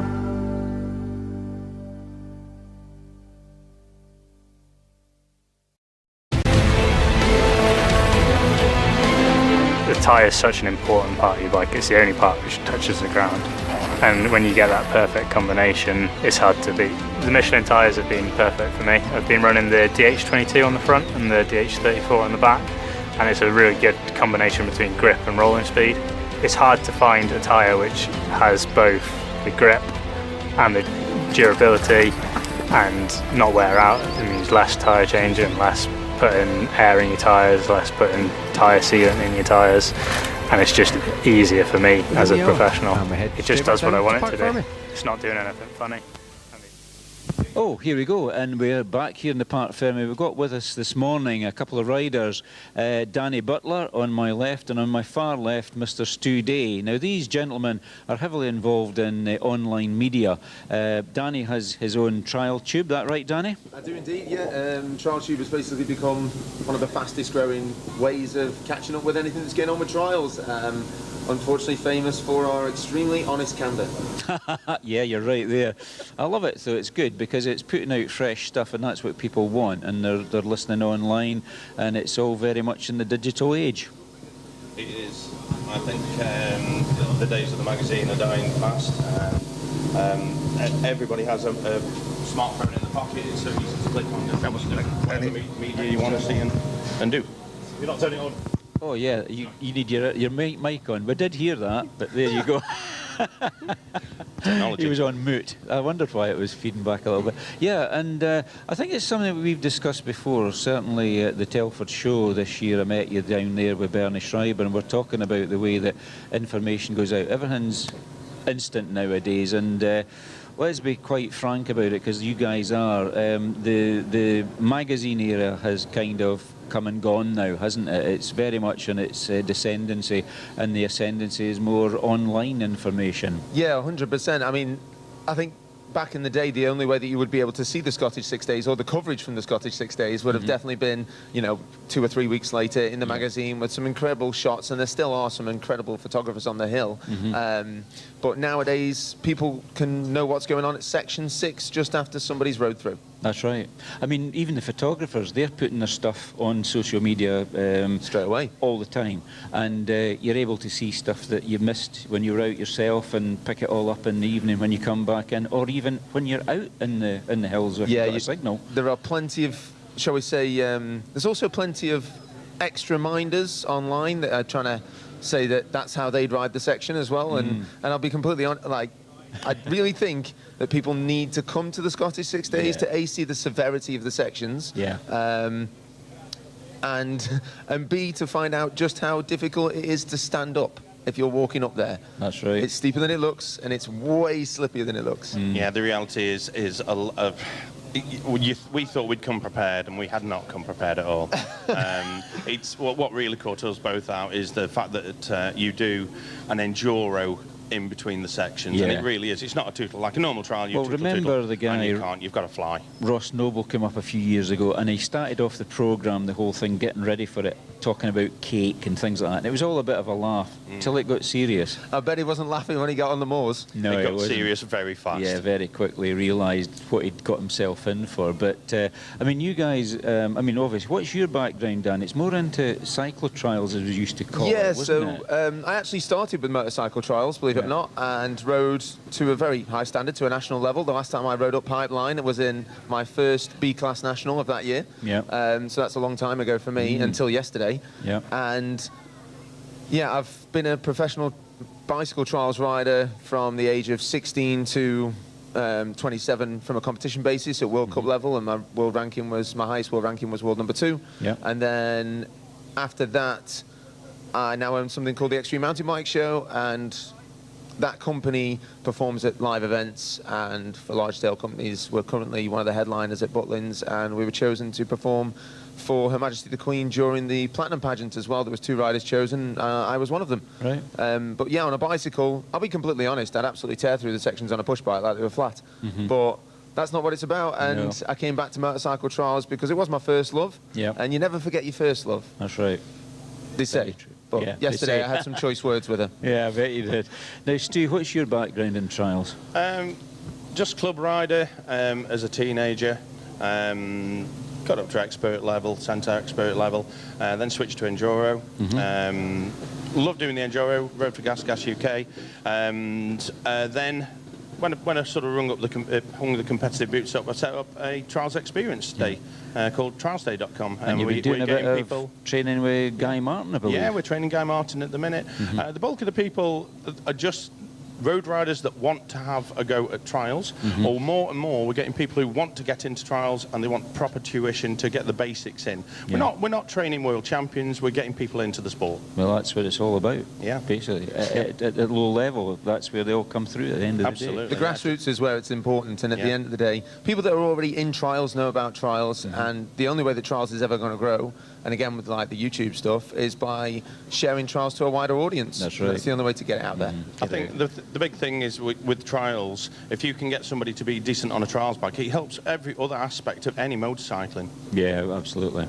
I'd rather sit in a car as a passenger with a trials rider than somebody that's not ridden a trials bike in their life, let's put it that way. Your brain's working on many levels on a trials bike. My brain wasn't working yesterday. I can tell you now. Yeah, a little bit of fog came over through exhaustion. I had this really good vision of like sky, floor, sky, bike, floor, river. I was trying to go to sleep last night and all I could hear was rawr, rawr, rawr, rawr, rawr. Well, you guys have got your work time coming up soon. I believe I'm getting the old wind up. Clock watching behind us, I tell you. We've got your dad keeping the watch. So have a good day today, and I hope you don't have some exciting sky ground stuff. I don't want any more of that, but thank you so much for having us on. Yeah, We it's really good to have appreciate you it. on. We've been hoping you'd come in today and tell us all about your antics and what you do, but keep doing it. Oh, try our best. Yeah, I And do watch it. Oh, keep mega. doing what you do. It's fantastic what you Well, do. it's not hard to find. If you can spell YouTube, then just put trials at the front. It's That's not that it, hard. and it'll come up. Yeah, Yeah. good. So anyway, so have a good day, and we'll see you around there, hopefully. Oh, wicked. Thank you so Okay. much. Thank you very much, Dan. Thanks, guys. Take And care. We'll do a fist take bump, 'cause care. my hands- Watch it. We'll do that one. Yeah, Come it's on, better Sean, you that can do one. that Yeah, way I don't better. want to take the bruising out. Yeah, Very good. sore fingers. Thanks very much. Thank you. There you go. Cheers. See, that's what it's about. It all happens sort of last minute here, and Thank it you, comes guys. together.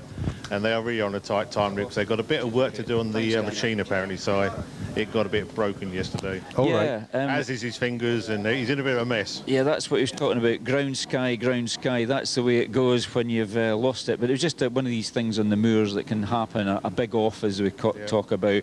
And but good to have the guys in. They do a lot for the sport.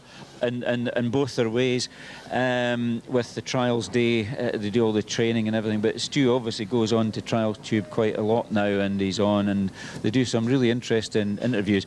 Let's be honest about it, they do ruffle a few feathers, but it's not in a bad way. It's all very about stuff. yeah, it's positive stuff, and it just sort of put the question out, what about this, what about that? And of course some people don't always take it in the spirit that's intended, and you get adverse reactions, but no, I mean, I actually applaud them for what they do, and at the end of the day they're promoting the sport, and that's not a bad thing, is it?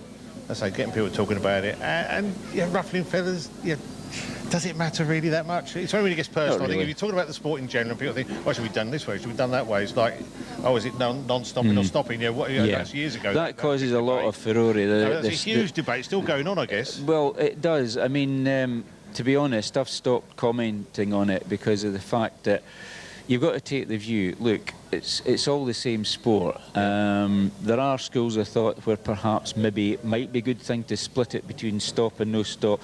But bottom line is... Explain to listeners what that's about, stop and no stop. Well, the Scottish 6 Days is a no-stop event, and the World Championships were stop permitted, where they could stop the bike remain motionless for quite some time and then pick away again. Still not putting your feet down, things like that, but you just balance the bike. But they've gone. I think they've reverted back to the stop permitted in the World Series, etc., and even the British Championships.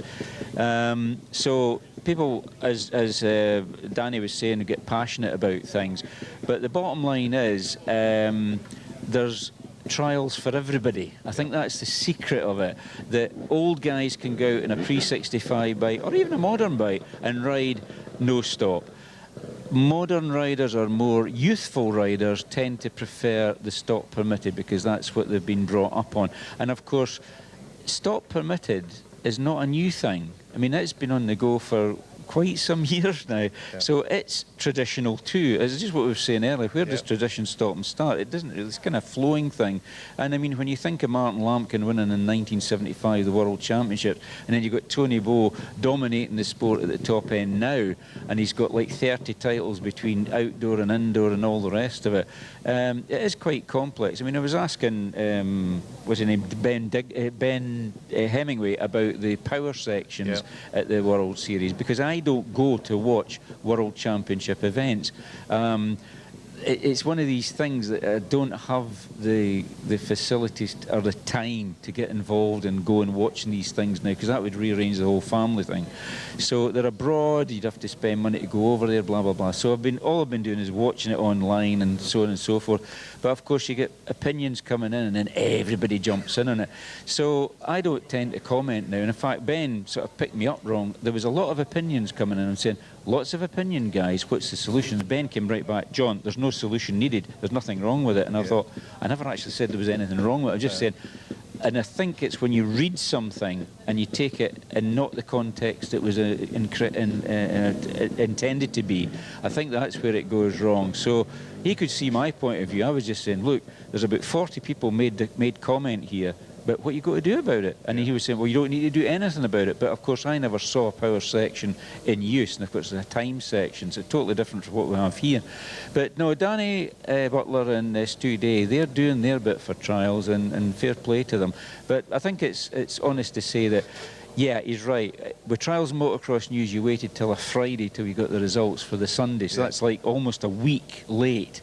That's still the case with a magazine or a paper. You're waiting on it coming through your letterbox, and it just doesn't cut anymore. Everybody wants the information now. They want it right after it. If Dougie drops a mark, or Raga drops a mark, or Harry Hemingway drops a mark, people are seeing it. They're videoing it out of the sections now, privately, and you know, people are seeing it, and it's instant. Oh, he's dropped a mark, or has he dropped a mark? What did the observer see? That's another thing.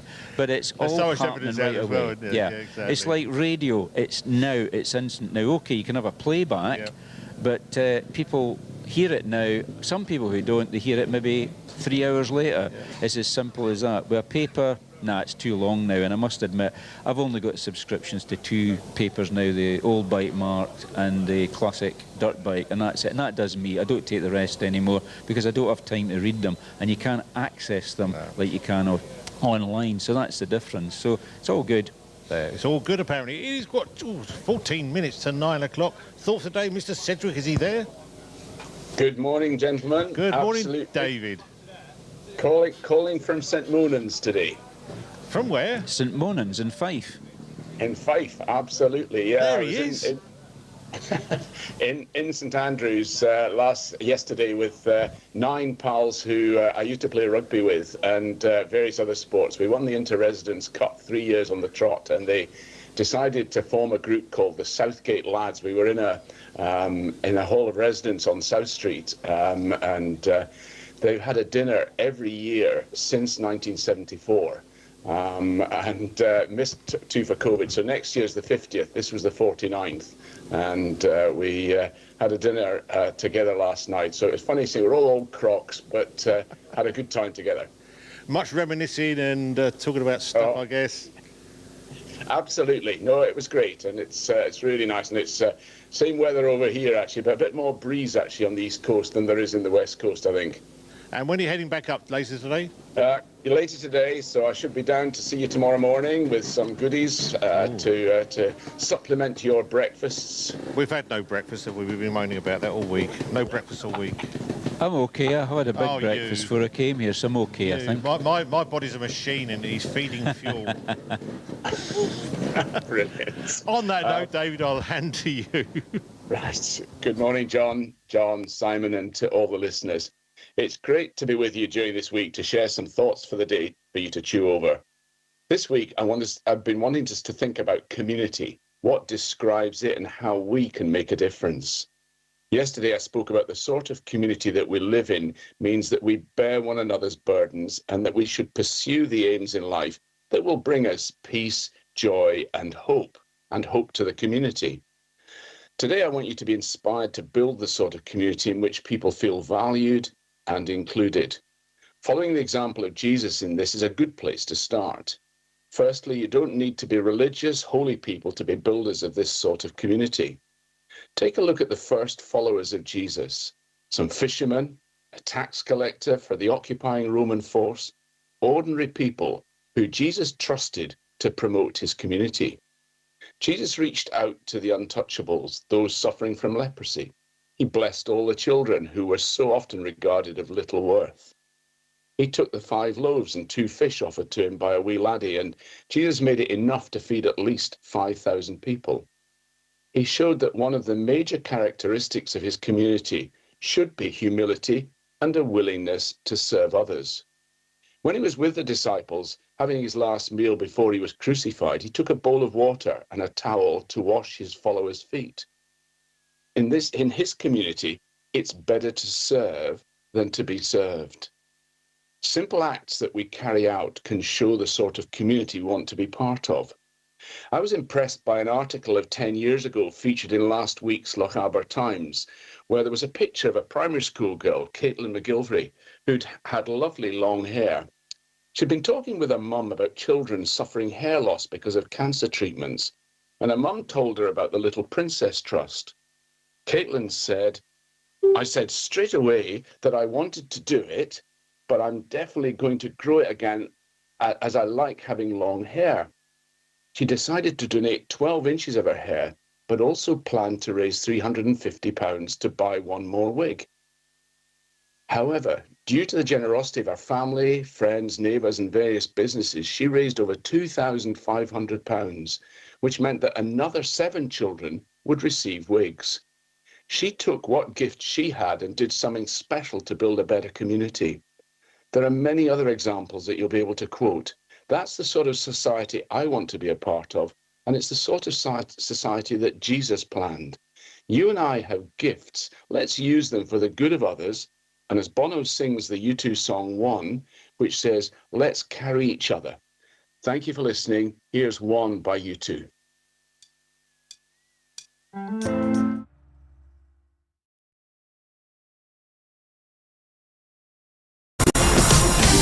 You woke up in the morning with initiative to move, so I make it harder. Think about it, so maybe you do be cool, man, look smooth. The world time has come to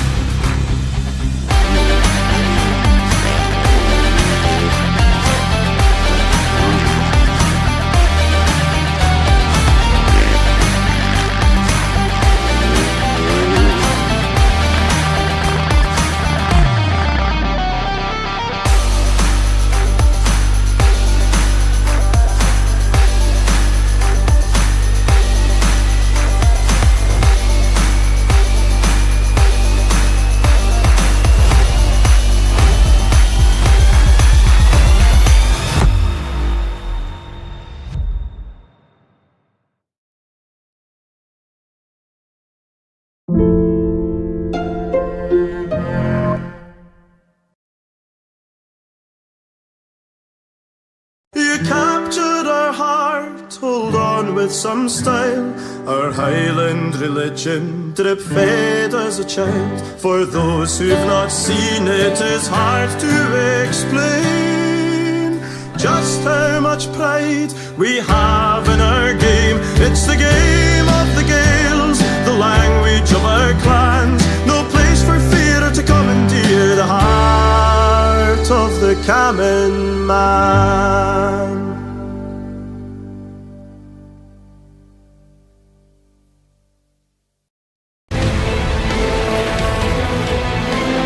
The tyre is such an important part of your bike. It's the only part which touches the ground. And when you get that perfect combination, it's hard to beat. The Michelin tyres have been perfect for me. I've been running the DH22 on the front and the DH34 on the back, and it's a really good combination between grip and rolling speed.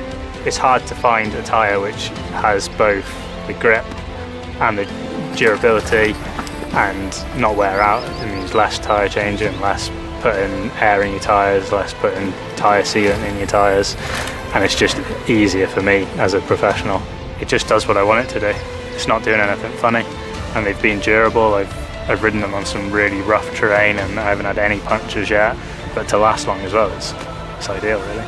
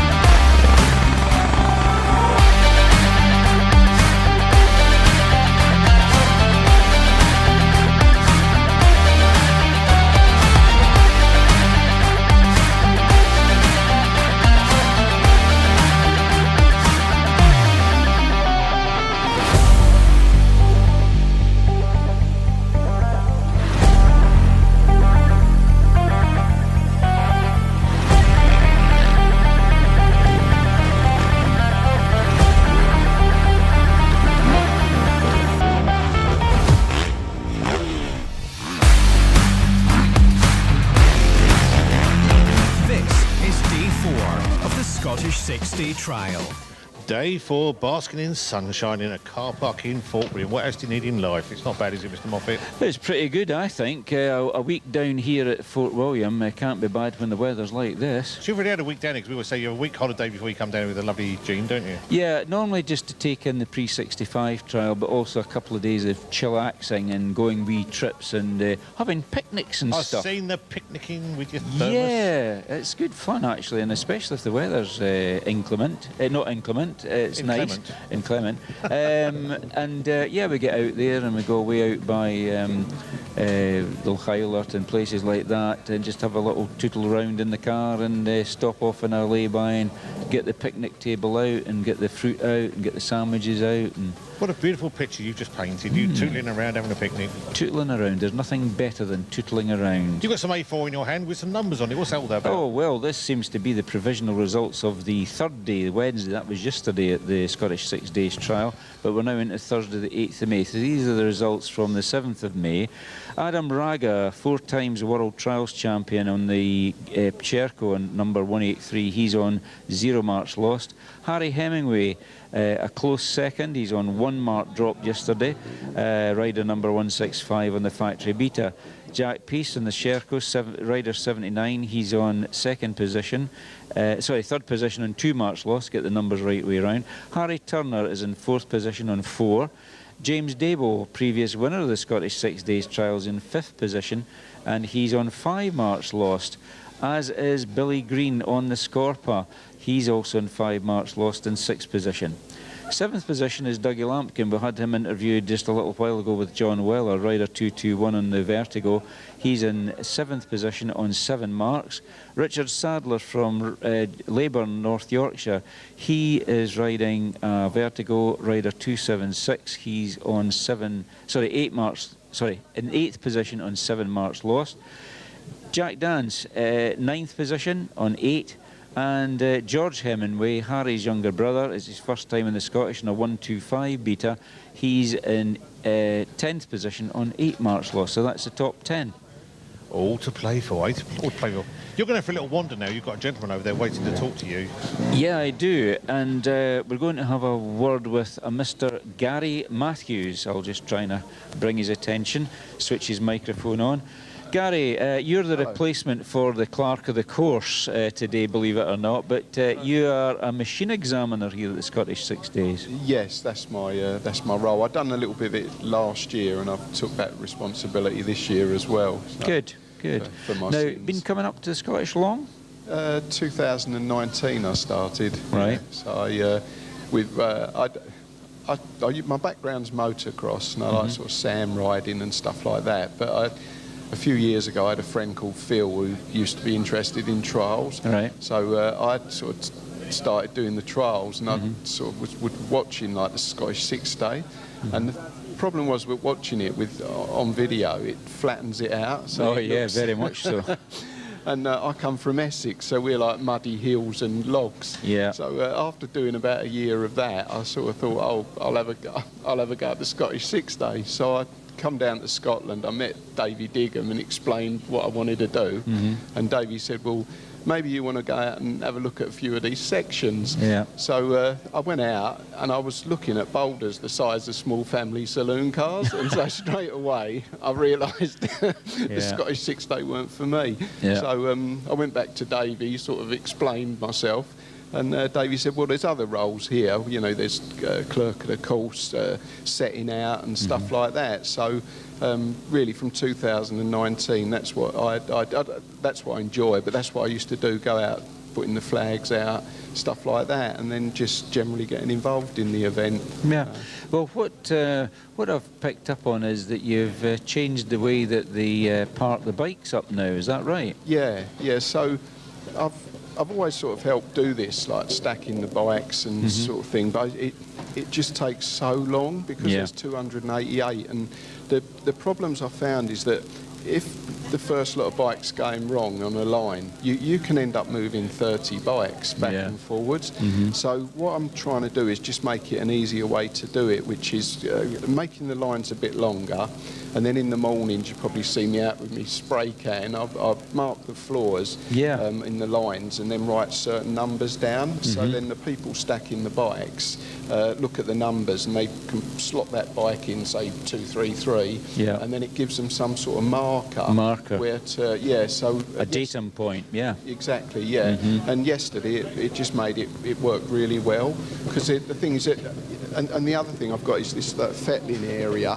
Yeah. They seem to be doing doing it over there now. But that's another thing to keep the mud down, because there's a lot of people here that work long hours to put on the event, and the last thing they want to be is here at 8, 9 o'clock at night sweeping up a whole car park. So the idea of the fettling area is basically to keep the mud in one area, and you sweep it up in 5 minutes. So it's a method of containment for the rubbish that is dropped off the bikes. I mean, that has to be taken away, because this is a proper car park and during the normal part of the Fort William, and it's all got to be swept before we all go away on Saturday afternoon. So, and even the working areas, I mean, when my son was in doing some work on Vertigo, I got the brush out once he'd gone to put his bike in, put it up, there was a little spillage of oil, so we put the dirt on top of the oil to soak it up, so you know, every little bit helps, doesn't it? Yes, now obviously that's why they call you Gary London, because of your southern accent, is it? Gary London. Because I come from London,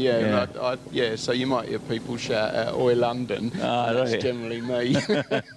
Now Essex, that's the place where they used to kid on people where the girls wore white shoes, wasn't it? But also there was a very famous motorcycle built down there at Thundersley, the Greaves, wasn't it? Oh, yes, that's in Essex. Oh, right, Thundersley, I remember as a kid seeing the Greaves Griffins, the motocross ones, I think one of my cousins had a Greaves Scottish. Yeah, that's Trials bike. Yeah, I remember that with the funny forks. No, that's right, the banana forks. That's it, So, quite interesting. But no, it's funny that, because there's a lot of people come from all over Britain to come here. I mean, I remember the Austin brothers, Dave Austin, Clive Austin, coming up here, and then Jack the son took up riding, etc.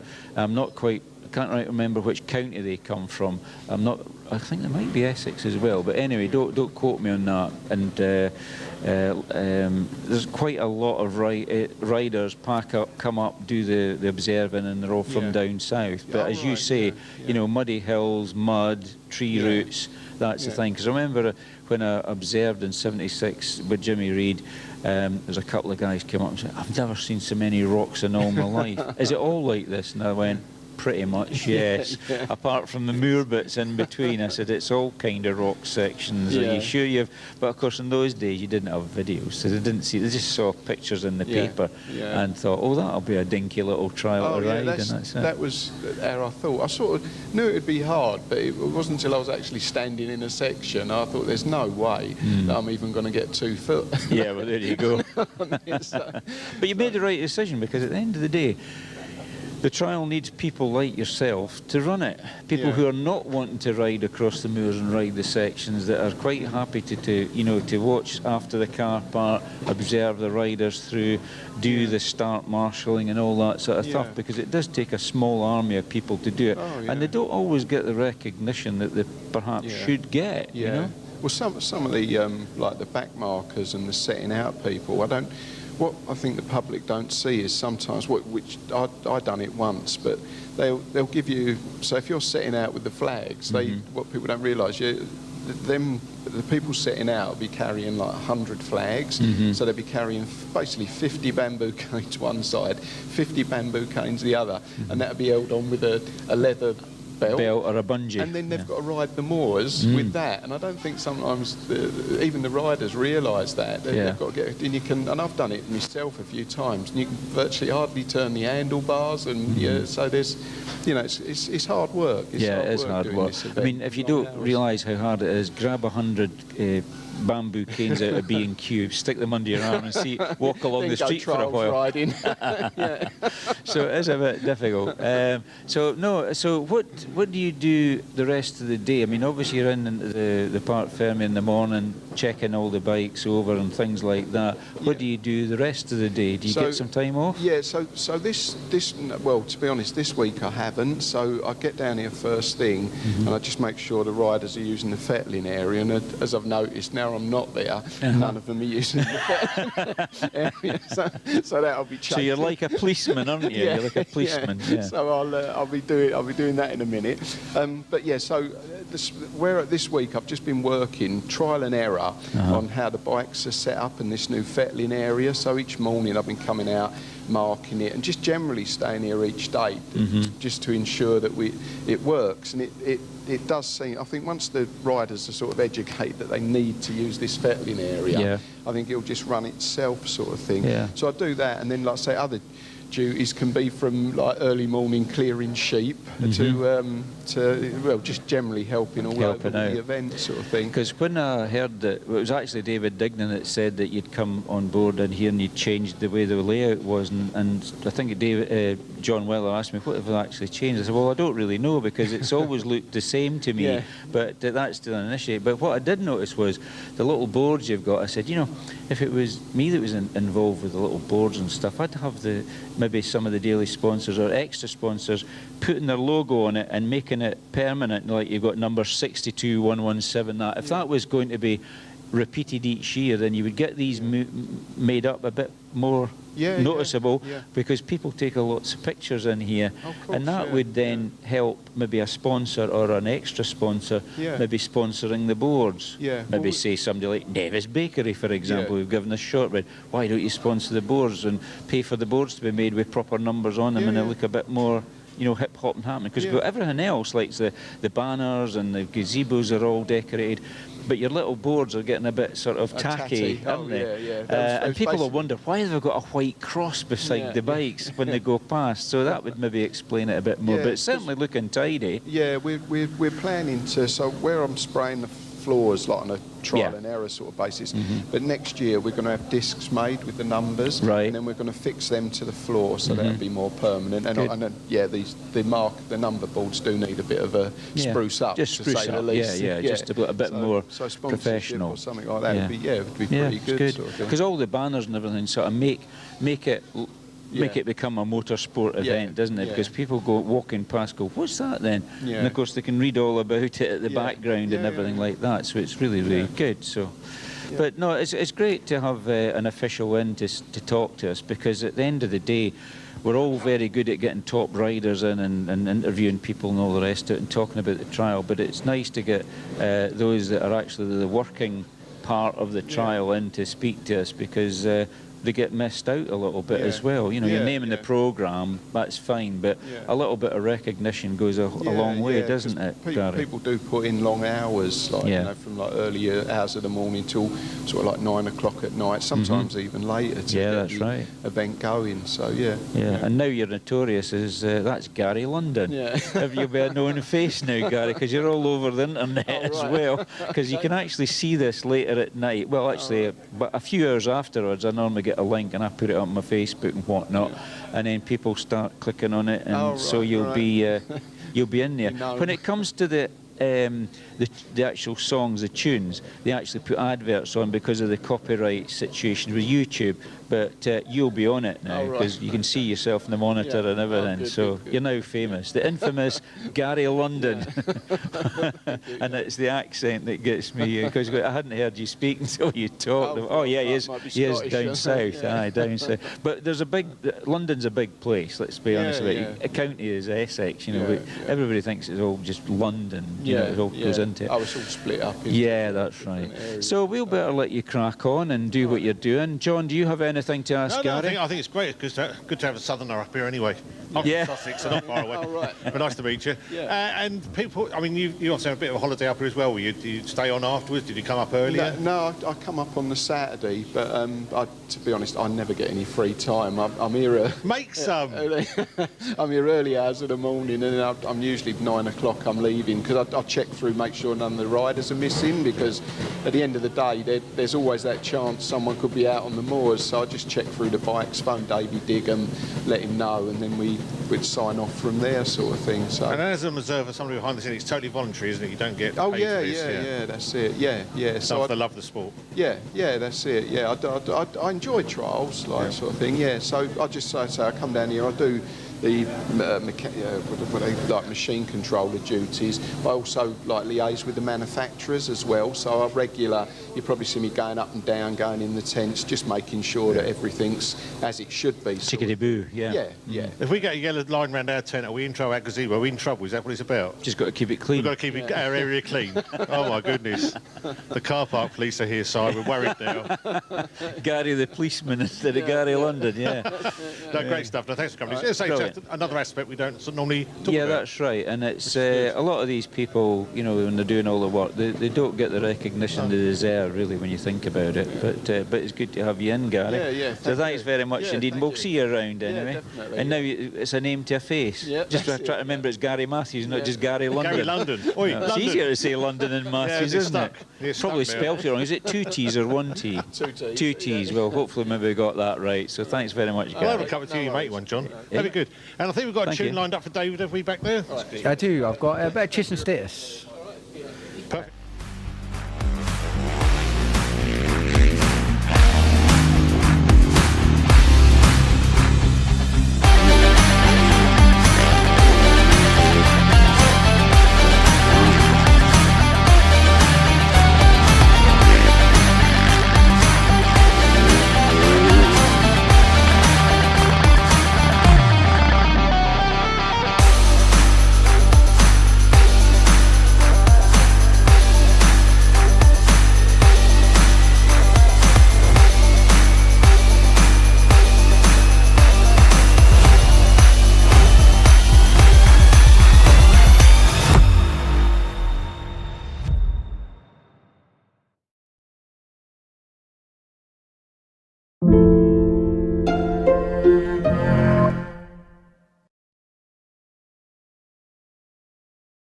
You captured our heart, hold on with some style.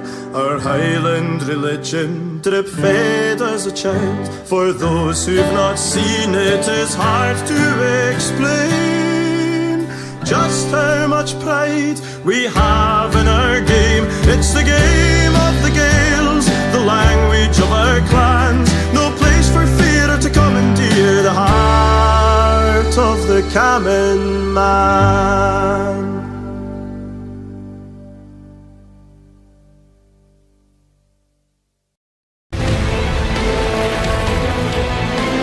The tyre is such an important part of your bike. It's the only part which touches the ground. And when you get that perfect combination, it's hard to beat. The Michelin tyres have been perfect for me. I've been running the DH22 on the front and the DH34 on the back, and it's a really good combination between grip and rolling speed.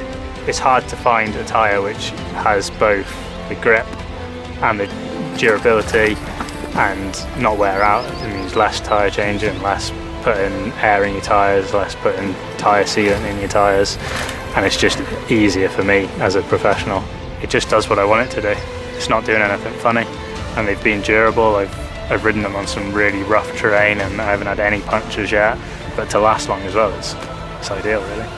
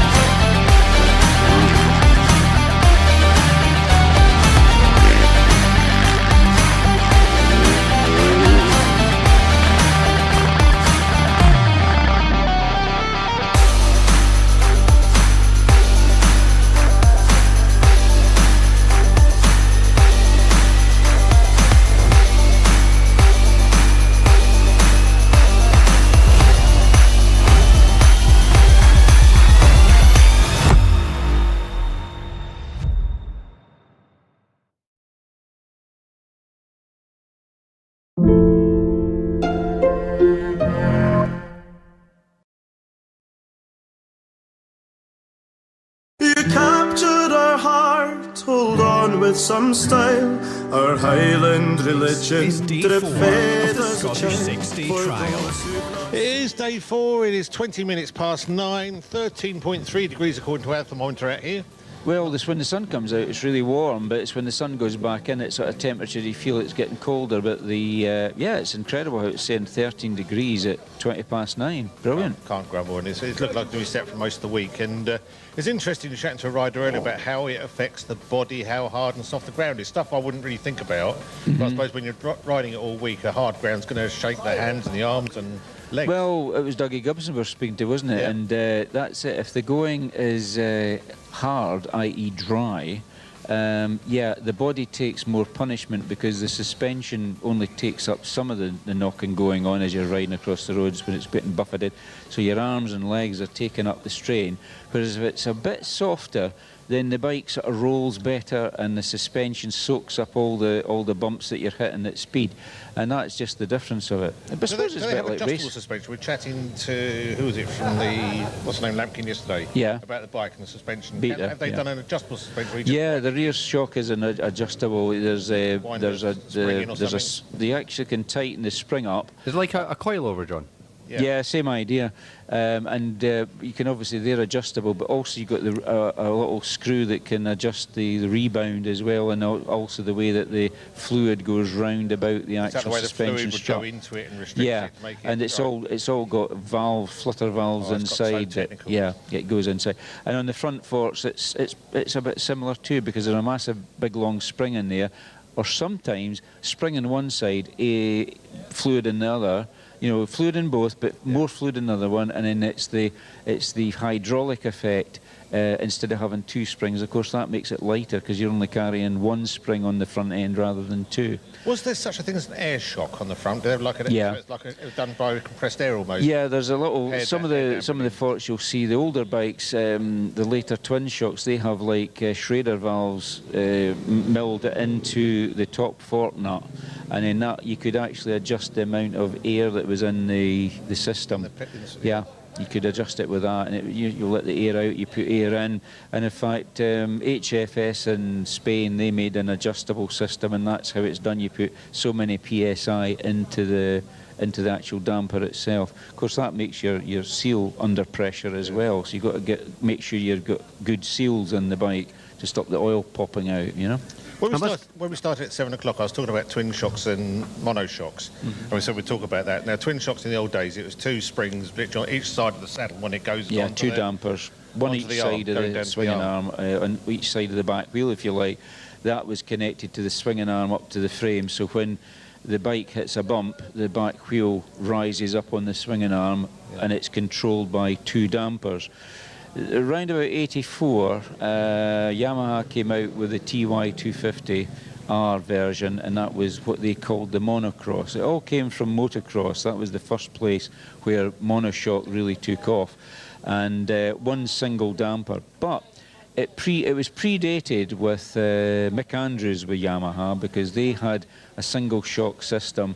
Didn't have the linkages that they have now, but they had the shock absorber up the top tube of the frame. It was situated in there, and when you speak to Mick Andrews, you say, look, you started off kind of on a twin shock, very quickly went on to a monoshock, and then you went back to a twin shock. What was all that about? I said, well, Yamaha realised they were on a winner, and they didn't want other factories to copy it. So to give us an advantage, we actually stopped using the monoshock bike, went back to the twin shock, to make the other factories think that the monoshock was a disaster. It didn't work properly. And then, when the time was right, they went back to monoshock. But funnily enough, the saying is that there's nothing new under the sun. And that's very true, because Vincent's had a single shock on way back in the 1930s or 40s. You know, there was single shock suspension way back pre-war, but it just wasn't developed the way it had been in the sort of mid-70s or even the early 70s. It all came back in with motocross, and then the motocross technology was adapted for trials, because I thought this is a good thing. But the pre-1955 Scottish, most of the competitors were riding machines that had rigid suspension. And the theory then was, oh, don't put back suspension on because you'll lose grip, because your back end will, the back end of it will bounce about in the rocks, whereas a rigid will follow the rocks contours over and you'll get more grip. And it wasn't till the late Bob Manns rode the factory AGS Scrambler in the West of England trial in 1955. He used his scramble chassis with a Trials engine fitted, because he rode it for the factory, and he won the West of England. Now, up until then, the only guy that was really riding a Springer, a twin-shock Springer bike, was the late Johnny Britton on the Royal Enfield. And everybody took pity on him. Oh, how can he ride round in that thing? Royal Enfield makes him ride a Springer back end. Oh, he must be... But he was winning stuff, and they didn't quite twig. Maybe there's something in this, until Manns rode the factory AGS to victory. And then after that, well, AGS on Matchless only produced a 1955 bike with a rigid back end as well as swinging arm, and just about every manufacturer moved on to onto Springers. You hearing music? I hear music. I'm hearing music. I don't know why that started playing. I was hearing music. What's that about? I thought I'd overrun my time there. And obviously, change the sprockets, all these bikes. What about direct drive? Because I mean, Honda were developing that back in the 80s, and that when there's direct drive for, instead of a chain and a sprocket. Yeah, well, there's been all sorts of drive configurations. In fact, I remember the year I was secretary of the 6 Days in 2020. Sorry, 2002. So not 2020. 2002.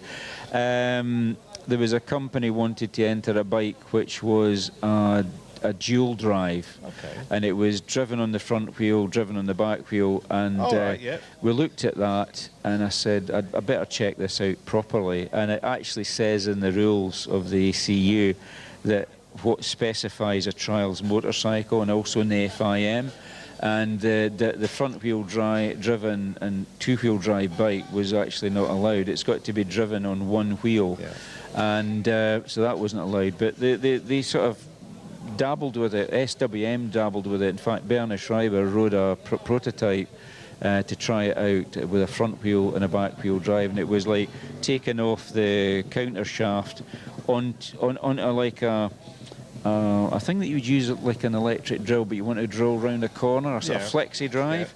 This flexi drive went onto a bevel on the front wheel, and then that took power from the engine to the front wheel at the same time as driving the chain. But of course, in the early days, the motorcycles weren't driven by chains at all. They were driven by leather belts, all individually made up in little links of leather, all riveted together.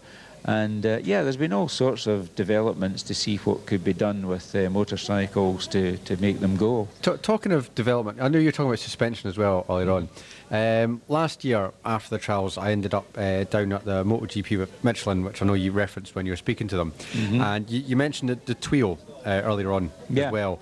They actually had them on a golf buggy down there. So we had a little go of them, because obviously they're a bit new, bit novel, see what it's all about. And it was really, really, what's the word I'm looking for? It was very eye-opening to see the difference it made, because you could go over rough terrain and you wouldn't feel it, because it turns out the wheel, because it had no sidewall on it, it would actually bend and almost turn into like a tank track. So it would actually go over stuff a lot smoother. Which I guess in this kind of application possibly might even give more grip, because it would almost bend to the terrain more. Well, that's the thing. I mean, my son yesterday, he managed to destroy a brand new Michelin X11 tyre. I don't know what he hit, but he obviously hit a very sharp rock somewhere, and he had to use 4 of the tubeless repair strips to actually plug the hole. It was a slash on the tyre, which is a bit pushing it a bit, because keeping the air in there keeps the tyre on the rim. So he managed to get it back okay, and immediately into the work area, and another new tyre was fitted, because obviously you can't drive on the road with a dodgy tyre, even though they're running low pressures. But this thing was pretty badly cut, and I had a look at it, when he took it off, and it's scrap now, because it's damaged. So something like a Tweel, well, you just can't puncture it, because it's pre-punctured, isn't it? Yeah, I mean, it's just really bizarre being able to put your hand through the middle of your tyre. Like, not obviously through where the wheel goes, but like through where the rest of the tyre would generally be. Yeah, a tube used to be. Yeah, that's right. Great. Actually, it's a pity we couldn't get some of these tyres up this week. I think the plan was to try and exhibit some of Michelin's tyres, but I don't think that was possible, was it? No, I think logistics kind of got in the way of that one, but we did try. Time, I think we had time to crease up on everybody. I think it did them as well, which is, for a big organisation like that, I think amazing, but lots of stuff going on. You need to book early, I think. Yeah. A few years earlier, maybe. It is 9:30. Many thanks to our sponsors. Michelin, we've just been speaking about them and their development. Gavin Cairns, he was in, I think he's gone now, he's in the area just now. He's away now, yeah. Rough casting. We've got Thistle Access, the outside broadcast trailer. Comms West for getting us the signals out. Trials Guru, that is you, my friend, down here each and every week. And two tyres. Two tyres. They were sort of... got a nice table, haven't we? What do you call it? A table desk? Podium desk. Yeah, they call it something in television, don't they? They've got a name for this. No idea. But it's nice to have this just to sort of sit behind. Then we've got a little bit of shelving, we can hide stuff. I'll be honest, the amount of stuff we've got now, I'm prepared to even call it a set. Yeah, that's right. Yeah, the set. That's what it was. We've got lighting down. We've got lighting down. Yeah, we've got everything going on. Robbie's out and around catching the images right now from the start podium. And I say, Dan, he's in the trailer. And we've got a fixed camera which just gets a few shots just going down where the bikes leave Parc Ferme. All being well, we might even have the next project up and running today. Are we talking about that still? Yeah. It's still very much wanting to be achieved. We'll work on that. The thing about the video links is that what people don't realise, unless they watch it, is you're probably on it, because all the people that gather in the morning to see their sons, husbands, boyfriends, whatever, or girlfriends riding the trial, you're all on camera, but you don't realise it because there's a little camera looking down the entranceway to the Parc Ferme, and it's amazing how everybody's standing looking, and they're looking directly at the camera and they don't realise they're being filmed. So yesterday, a few youngsters the other day dancing behind us, that's quite cool. Yeah, once they realise it is a live camera feed, they do things. But no, yesterday I was looking and I thought I must send a few folk a link to this, because they don't know that they're actually on YouTube now, and it's quite good because it's natural stuff. They're all standing there chatting away, and the family dogs sort of going round about tying them in knots with the leads and things like that, little babies and push chairs and youngsters and that, and all part of the Scottish 6 Days trial itself. So you have a look at our feeds at night on YouTube. I put it on my Facebook, so if you can see my Facebook, I try to make it public if I can, and you'll see all the action as it transposes. Or just type Nevis Radio in, find our channel, and it'll be our latest video. Easy as that.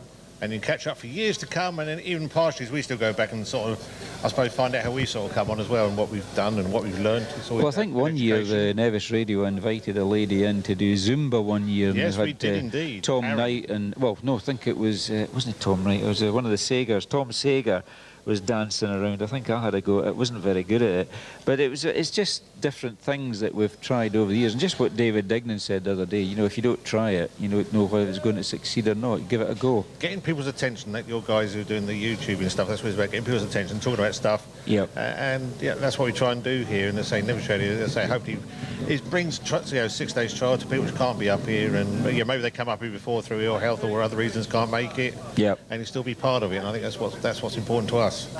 Yeah, I think the media thing is one thing. I mean, it's funny because I remember somebody taking me up on something and said, but wait a minute, I've actually found an old posting of yours on a website where you've said such and such. And I've said, all right, where is that? Have a look at it. And you go back and you think, that was 14 years ago. And I've changed my mind since then. It's a bit like the stop, no stop argument. I was very much no stop, because that's what I was brought up on.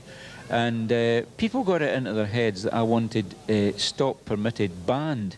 I don't know where that came from, but it was all very sort of in the ether. I never said anywhere that I wanted stop permitted banned as a method of scoring trials riders. I didn't particularly agree with it. I didn't like it so much, but to ban it, no, that's like saying I want to ban trials. Why would I want to do that? People get the wrong meaning into things. That's very, very easy to do. And not only that, as times go by, you say, wait a minute, I've changed my mind. And it's very easy to be brought to book on things you said years ago. But there's a thing on Facebook, they say, I was brought up in the 60s. There was no internet. So I'd like to admit to doing X, Y and Z now because nobody knew I did it at the time because there was no way of actually finding out. No evidence out there. No evidence at all. And I've looked up several things on the internet, on search engines, to try and find things, and they simply don't exist because there was no internet then. Nobody was posting anything. Nobody was recording anything. And there's a lot of stuff has disappeared.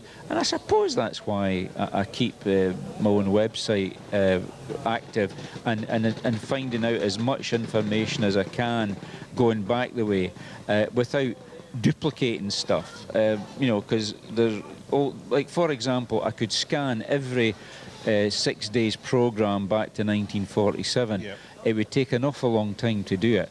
And I'm actually getting to the point now, people say to me, oh, could you get me a copy of this programme or that programme?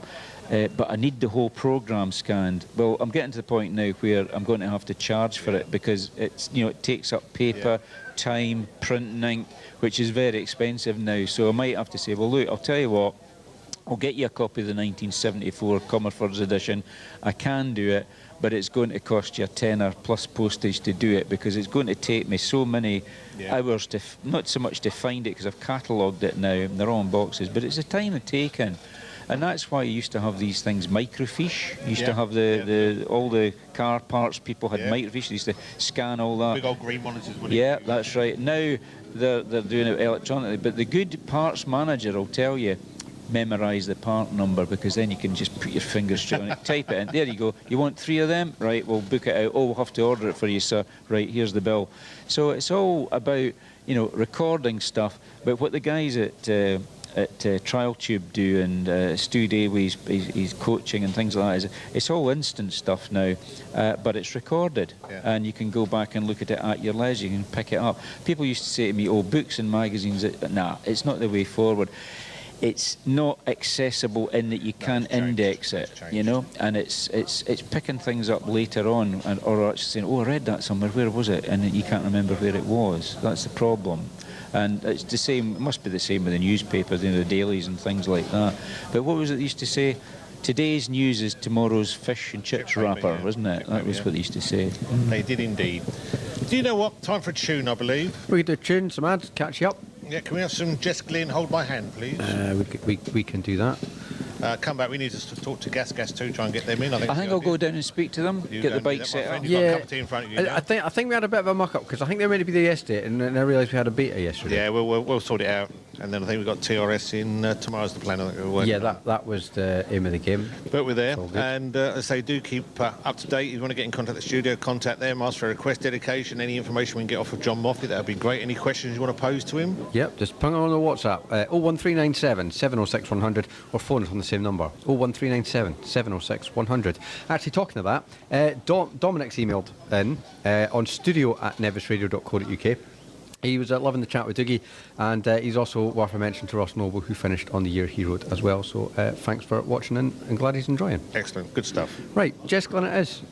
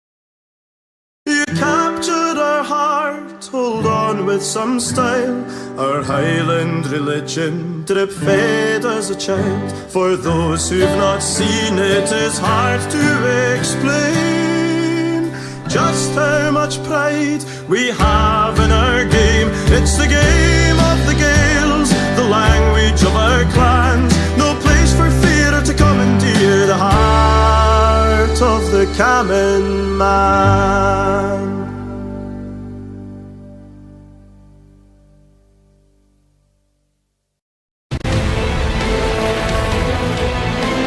The tyre is such an important part of your bike. It's the only part which touches the ground.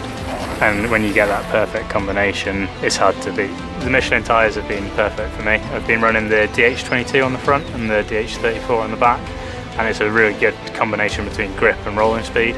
It's hard to find a tyre which has both the grip and the durability and not wear out. It means less tyre changing, less putting air in your tyres, less putting tyre sealant in your tyres, and it's just easier for me as a professional. It just does what I want it to do. It's not doing anything funny, and they've been durable. I've ridden them on some really rough terrain and I haven't had any punctures yet, but to last long as well, it's ideal really.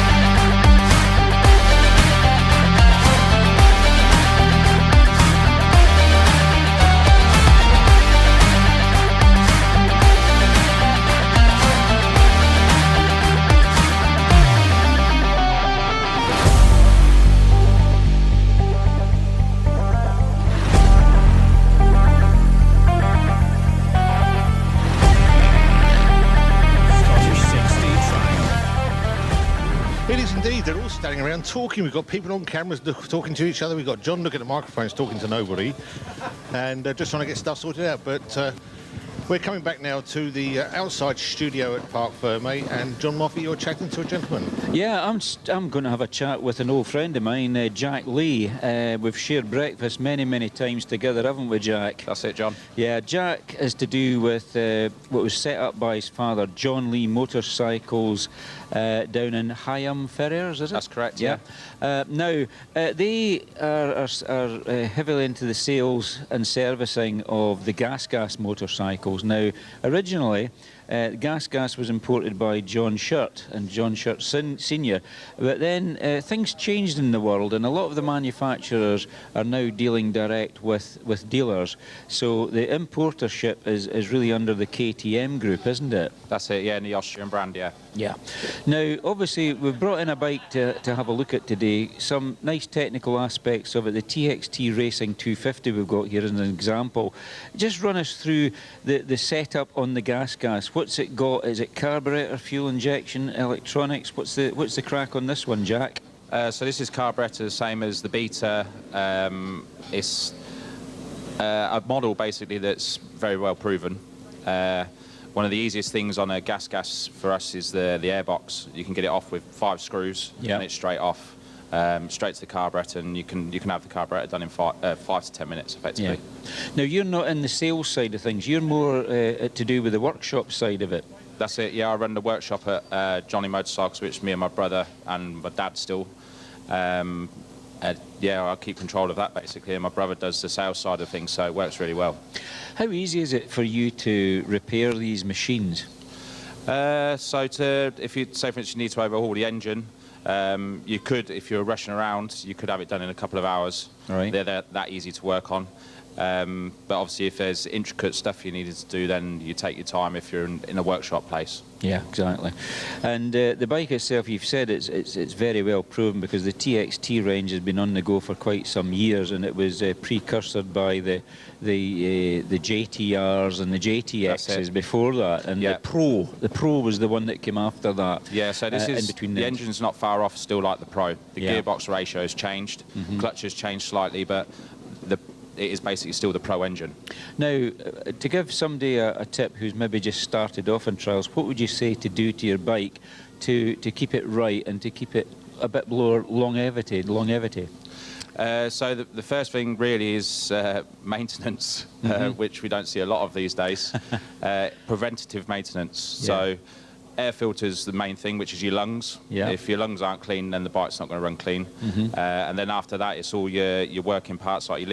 of sprockets.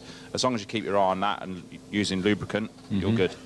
And lubricant is very important. The wise men used to say to me when I was a boy, oil's cheap, engines are expensive. Is that still the case? That's still the case, yeah. So you would change the oil? I mean, on a 2-stroke, to repair, if it's catastrophic, it's not masses and masses of money.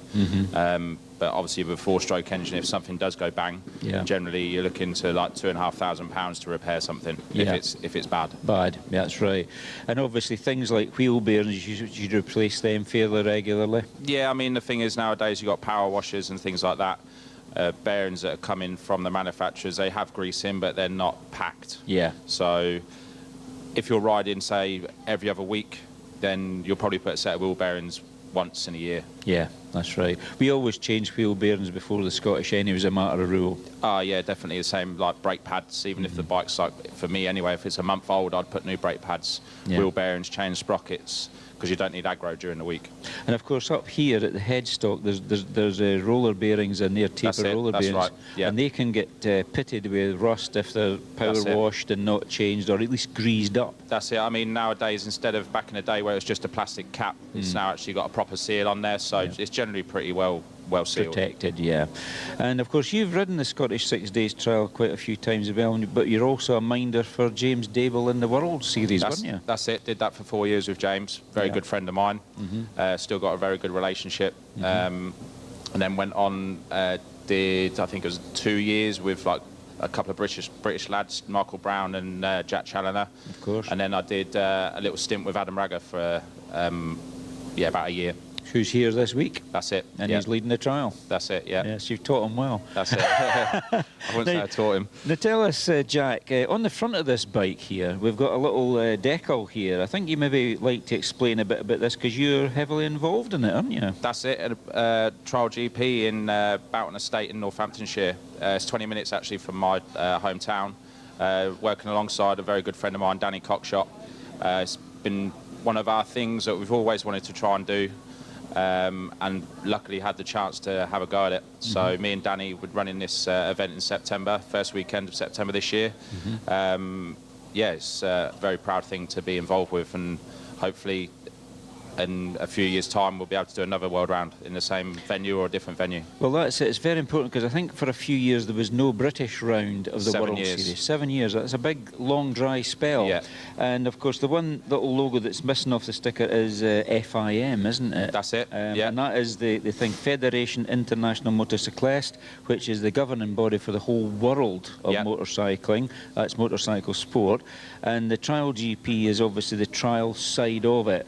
And yeah, 2025 is the year that they've brought it back. But of course, Trials was invented in Britain, wasn't it? That's where it all started. That's right, like Martin Lampkin.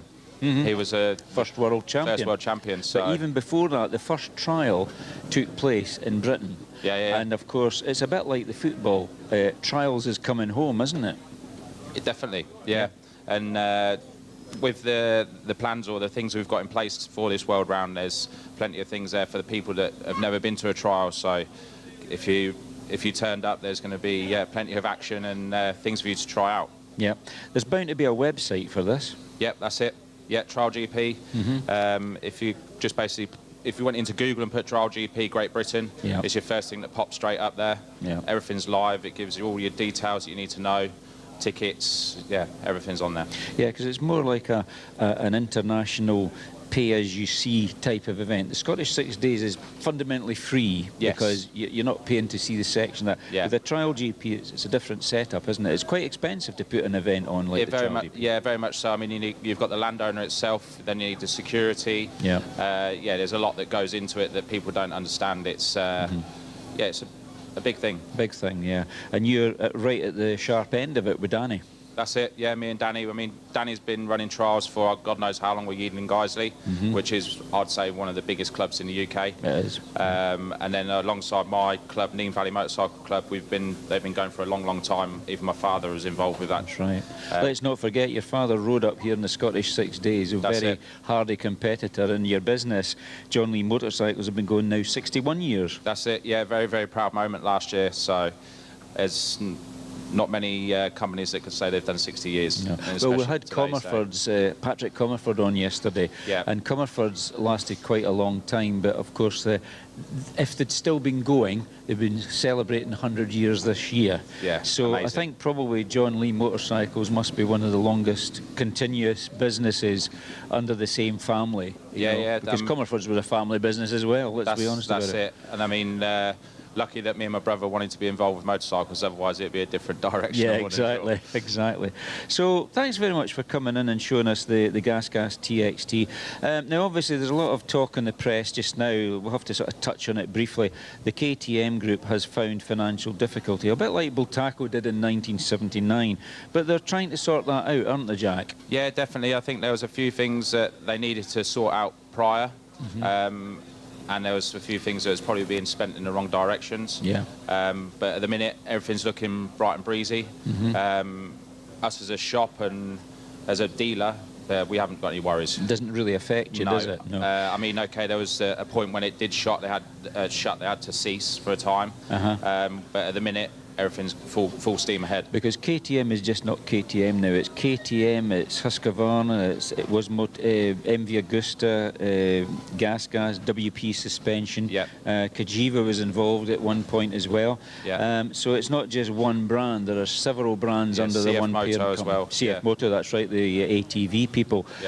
So there's a lot going on, but I mean, it's a big world out there. It's a global industry, and Mattighofen is where it started in Austria, but of course GASGAS is a Spanish brand, isn't it? Girona? Yeah, that's it, and they've still got the factory there underlined by the Austrians, and they're actually watching the people doing the work, because if not, then might go back to the Spanish ways. Exactly. But no, that's great, John. It's great to have you here, and you're doing all the support this week for the GASGAS brand. You'll be busy enough, but they all seem to hold together well, and everybody's still riding the GASGAS, and it's a famous brand, and it has won at the Scottish 6 days trial in the past, of course. That's it, yeah. I don't know if we'll be doing that this year, but it's good. I mean, we've got 20 more bikes than we did last year, so let's keep the good service going and hopefully have another 20 next year. Great. Well, thanks very much. Do you want to ask a question, John Weller? Who? This John Weller. Yes, Hi, John Jack. Weller. Good to meet you. Thanks Yeah, for you bringing your too. bike in.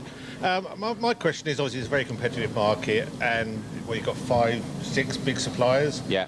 How do you sort of keep yourself up there in development? Do you sort of go back to the factories and say, can we do this, can we do that? Do you get a chance to do that? No, because that's pretty much out of our hands. I mean, it's down to like the top riders in the World Championship that are making the decisions. So they'll feed that back? Yeah, that's it. And then that does, I mean, you probably look at like a 2-year rollover. So say for instance, they've probably been running something for a year, and then we'll maybe see it at the back end of that, maybe. But then the next thing, yeah, like fuel injection and stuff like that, they've had that for 5 to 6 years now. Yeah. And when you get a bike in, you're sort of saying that some of the things aren't greased up right. Would you strip a bike right down it was your bike and actually start from scratch, from a brand new bike, take it to bits and put it back together again? Yeah, I mean, even back in the day, that was a thing to do. But the general public now expect that to be done. But obviously, it's not. It's done at the factory to an extent, but it's okay in the climates of France and Spain. But when you come to the UK, it's very much different.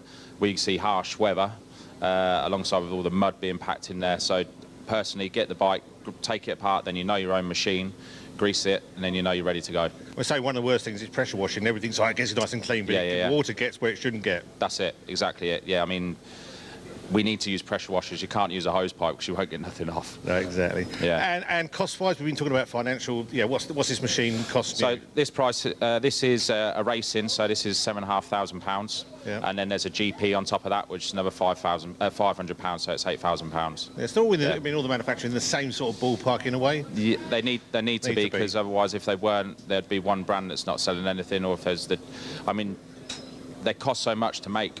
And obviously the overheads of factories and stuff like that, so they've got to be there or thereabouts within each other. And spares, I mean, they're all relative, I guess. Very much so. Pads, they're all the same sort of price. Very much around so, yeah. Whatever you do. Exactly. No, it's great stuff to say. I think it's nice for us to never show to sort of see the different machines, talk to different suppliers and manufacturers. It's just, it's something we haven't really done before. Yeah, I think we're going to sort of work on that as we go through into next year. Yeah, I mean, there's brands now, they've obviously. You've got the Sherco and you've got the Vertigo that are running fuel injection, and then TRS have just brought their bike out that's fuel injection, so it's happening. Yeah. So that'll be the next step with GASGAS. Yeah. Well, look, thanks very much, John. If you don't mind leaving the bike here for maybe another half an hour or so, we'll maybe zoom in it from time to time when we're talking about stuff.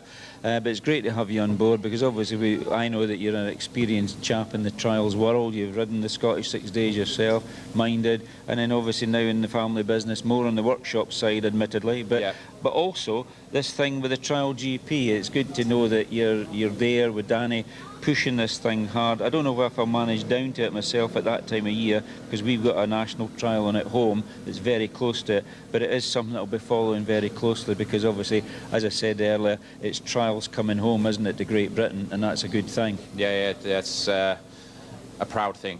Yeah, good. So thanks very much. That's Jack Lee of John Lee Motorcycles. It's over to you now, Mr. Moffat, because you've got a dedication for somebody, I believe. Oh, tune. This is a good one. The tune's all lined up. Right, good. Well, this is to celebrate my... Oh, I'm going to stop you there, right? Hang on. You've literally got a minute to the news. Oh, right. Are we going to run news? It's up to you. You're in charge. Am I? Yeah. All right. We can come. Why don't we do it? Right, let's just talk. I'm interrupting the news. Come back. We'll play John's How about tune I'll play the tune straight after the news? So you lead it in and we'll go from there. Well, it's to celebrate my 40th wedding anniversary this year, so I dedicate this to my wife, Jane. It's the Buggles video killed the radio star. Well, that'll be coming up straight after the news. Thank you. You've got a minute to talk yet, John. Oh, a minute to talk. Jesus, well, how there you go. professional. 40 years is a He's long not time. You professional can at all. hardly decide that. But no, it's great to have all these different brands coming in, and having the GASGAS and speaking to Big Jack there. I've known him for a lot of years. I remember he's first Scottish when he came up here, and I thought he's a big tall lad. And got to know him over the years, and yeah, a good family business, and that really keeps things going, isn't it? When you have these family connections, and we've talked about this many times, not just the Lampkins, but you've also got the Lee brothers, and yeah, it's all good. Have they done road bikes as well? I didn't like to ask that, but they've done normal road bikes? I think possibly they did it one time, but they're more known for the competition stuff as well. Go on, to the news, John. To the news. 10 seconds? No. No. 2. Oh, 2. Just that, yeah, near enough. Soap Company, we make organic soap and skincare products. You'll find us in hotels and gift shops across the country and even worldwide. Come and visit us and see how it's all made. We have a beautiful shop, and our lovely larder cafe makes delicious lunches, coffees and cakes. Set in 6 acres of parkland beside a ruined castle with views across Ben Nevis. It's a wonderful day out for family and friends. I hope to see you very soon.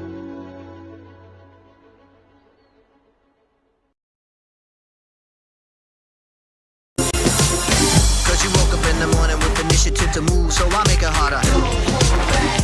Think about it, so we can move, look smooth. The world time has come to.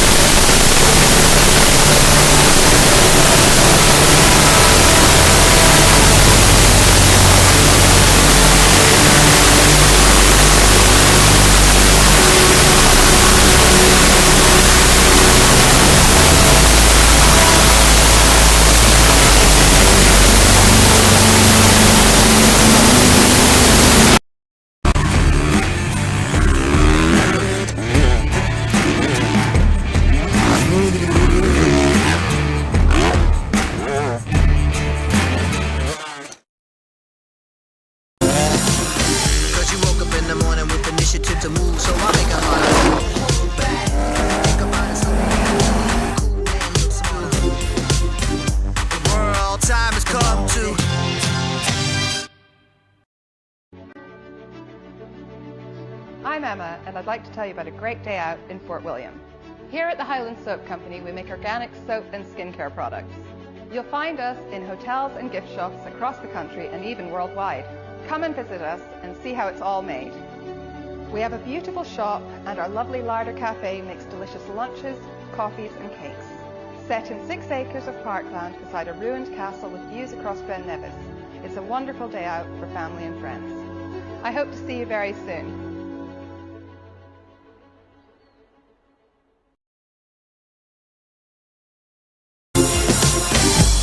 In the morning with initiative to move, so I make it harder. Think about it, so we can move, look smooth. The world time has come to.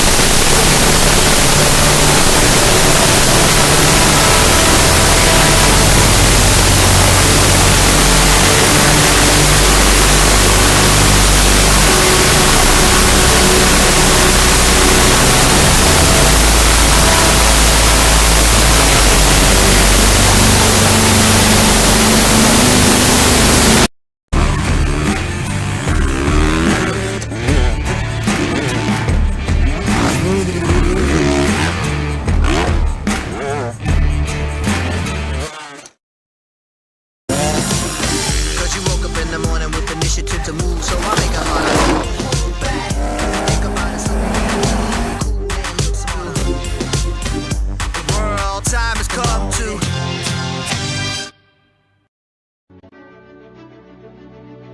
I'm Emma, and I'd like to tell you about a great day out in Fort William. Here at the Highland Soap Company, we make organic soap and skincare products. You'll find us in hotels and gift shops across the country and even worldwide. Come and visit us and see how it's all made. We have a beautiful shop, and our lovely larder cafe makes delicious lunches, coffees and cakes. Set in 6 acres of parkland beside a ruined castle with views across Ben Nevis. It's a wonderful day out for family and friends. I hope to see you very soon.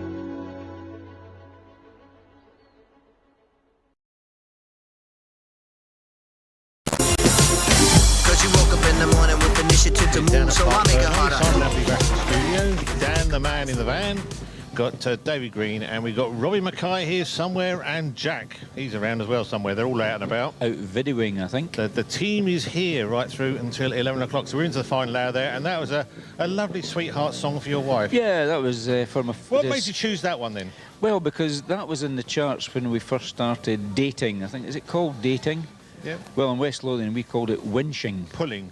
Well, no, winching was the sort of ongoing one. Pulling was actually on the night of winching the wench. You pulled a girl, then you winched a girl. That was Did you really? Okay. Courting. I've just got this image now. You've tied a rope to a tree and you're pulling them out of the mud. Is that similar? I suppose. In John Moffat's Love Life, that's about right. In my way, yeah, it probably was. Okay. So the video killed the radio star. Was at the top of the charts at the time, or pretty high up. I don't know if it actually got #1 or not, but it certainly got very high in the popular charts of the day. Yeah. Trevor Horn, of course, was it ZTT, his album, his label, I think. Yeah, he's got lots of still involved. Yeah, very involved in the music industry, and also they promoted the German pop group Propaganda, which is one of my favourites, Duel. And it's funny, I put it on Facebook from time to time. People say, "Oh, I've never heard that for years," and I thought, well, I put it on about 4 months ago. You must have missed that one. So of course there's a couple of versions of it. There's Duelled, which is the one they used to use for the BBC's rally report every night when the rallies used to be popular in Britain, when the Lombard RAC and all that, and they used that as a soundtrack for it as well to introduce it. This time last year, we were sitting in this car park, and you said, "I'm going to come and do a radio show. Can I do that, John?" I said, "Yes, of course you can, John. You've still not done your radio show." Not yet, no, because I got a bit busy last year. You retired, you had all this time on your hands, you were going to come and do a radio show. Unfortunately, I was playing sick nurse for part of the year. Wife broke her ankle. Yeah, there's all sorts of things. So I started restoring bikes, doing things with the local club and everything. So possibly 2025 at the back end, I might be able to do something. As long as it's not October, because I'm down at the Scot, and September's out because I've got the Polka GASGAS, and June next month I'm involved with Mika DeVos. She's the secretary of the meeting for the Highland Classic, so it's all go. So you've got no time for us, that's what you're saying? No, I can come down. Would it be midweek? We can choose when you want to do it. I said I'd come down one evening with you and we'd do a show together. You could do the tunes or whatever. Yeah, that'd be good. It's always there. Just got to find a space when there's nobody else on. Yeah, that would be good. We could do each and every weekday morning from 8 o'clock through to 11 o'clock. Do the radio show. Too much that. That's overexposure to Moffat, I would have thought. Is that a possible thing? I don't know. So we are with you till 11 o'clock. Thanks to our sponsors, our main sponsors, Michelin Tyres and Gavin Cairns Rough Casting. Thank you very much for their support this year. It's made a big, big difference what we can do. And it's getting quite busy around us. I don't think his little dots on the ground and people fettling in the right areas is working. Well, not in the moment, because I think Gary was taken away from his job and they're kind of working in different areas now. But I see the plan now. I wondered what the little dots were for, and I thought it was for gazebos, but no, it's just to try and bring the work area to a concentrated point so that they can actually clean it up a lot easier rather than being spread all over the place, and then you've got to effectively dust down a whole car park. Something just flew into the air just beside us there. It's secret. Oh, is it secret? Yeah. Or it's secret just squirrel? It's just going to suddenly spring on our screens. All right, okay. You spoiler, you. What was I talking about? Yeah, the car park Parc Ferme. So there's different ways of actually managing it now, and Gary Matthews is explaining that to us earlier today. Quite interested in that. Gary the London Matthews. Gary the Londoner. So yeah, Gary London was in, and I see where they're coming from now, and it makes life maybe a little bit easier for the officials that are manning the car park. They tend to take it in stages. Some days you're out at the sections, and then one day during the week you might actually find yourself what they call car park duty, which is actually managing the start-finish area. A very important job as well, but I think the officials like to be out on the hill on the sections, but it's very important that this area is properly maintained as well, because there's a lot goes on here in the morning, and then at night they've got they come in, they're trying to keep to their times, they're doing some work on the bikes and the running time if they can. and then they hand their cards in, the bike's parked overnight for the next day's run. Because quarter of an hour is not that long when you're actually in it, I guess. And you forget a spanner, you've got to run back to where your bike is. Yeah. Here's I've got a spanner, but a quarter of an hour is going to run away quite quickly. Oh yeah, absolutely. See, you'll see a lot of them coming in with their bike stands under their arms, the folding ones, maybe the back wheel, a spare wheel, just to put a new tyre on. Because only the rider for that bike can come in, is that correct? Yeah, that's right. Support team with you. Yeah, there's no mechanics or anything here, and that's all dealt with in the working areas for the importers and dealers. And even at that, that's restricted. It should only be the rider that's working on the bike, technically. Otherwise, it's classed as what they call outside assistance. If you're looking on our YouTube, we have got a bit of streaming going on right now. We have got some aerial pictures of where we are going. This has been months figuring this out. Yeah.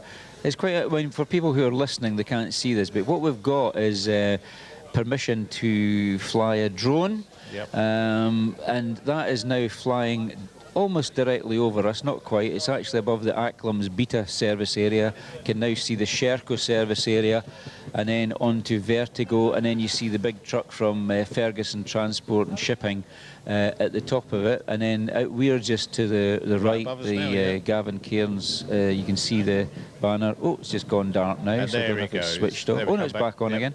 And then the rows and rows of Trials motorcycles, which is the Scottish 6 Days Trial at the far end, or the full west end, you might say, of the West End car park, as was, which is now Parc Ferme.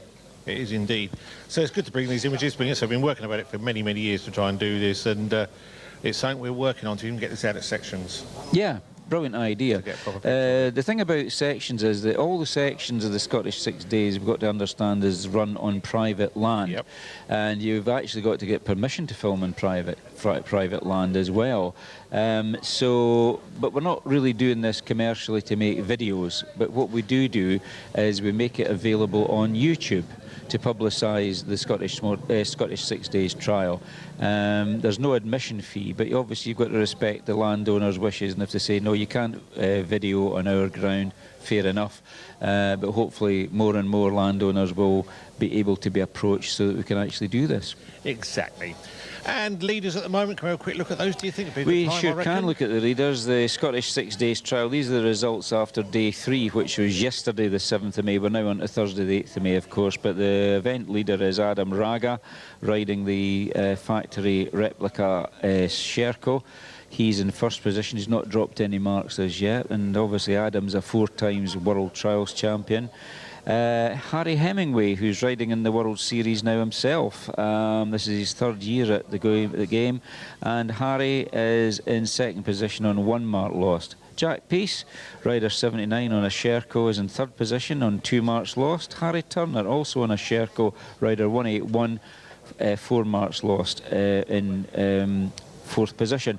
James Dable's in 5th position on the Rev Shed Scorpa, get that right. James, a previous winner, is on 5 marks lost in 5th position. Billy Green is in 6th position on the Scorpa. He's dropped 5 as well. And Dougie Lampkin, previous winner 13 times, rider 221 on the Vertigo, 7th position on 7 marks lost. Richard Sadler in 8th position on a, now get it right, a Vertigo. He is in 8th position on 7 marks lost. Jack Dans, 9th position, also on 8. Is that right? No, sorry, Richard's on 7 and Jack's on 8. 10th position, George Hemingway, younger brother of Harry. He's in 10th position on the Beta, dropping 8 marks. So it's all very tight at the top end. The first 10, there's only marks separating each other there.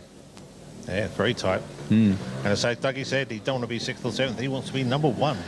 Yeah, well, that's fair comment, and that's where he wants to be. And, well, you can't say yes and you can't say no. We just don't know at this stage. We're only coming into day 4 at the moment.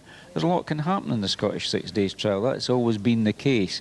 Reliability is the name of the game as well. The bike's got to keep going. So, yeah.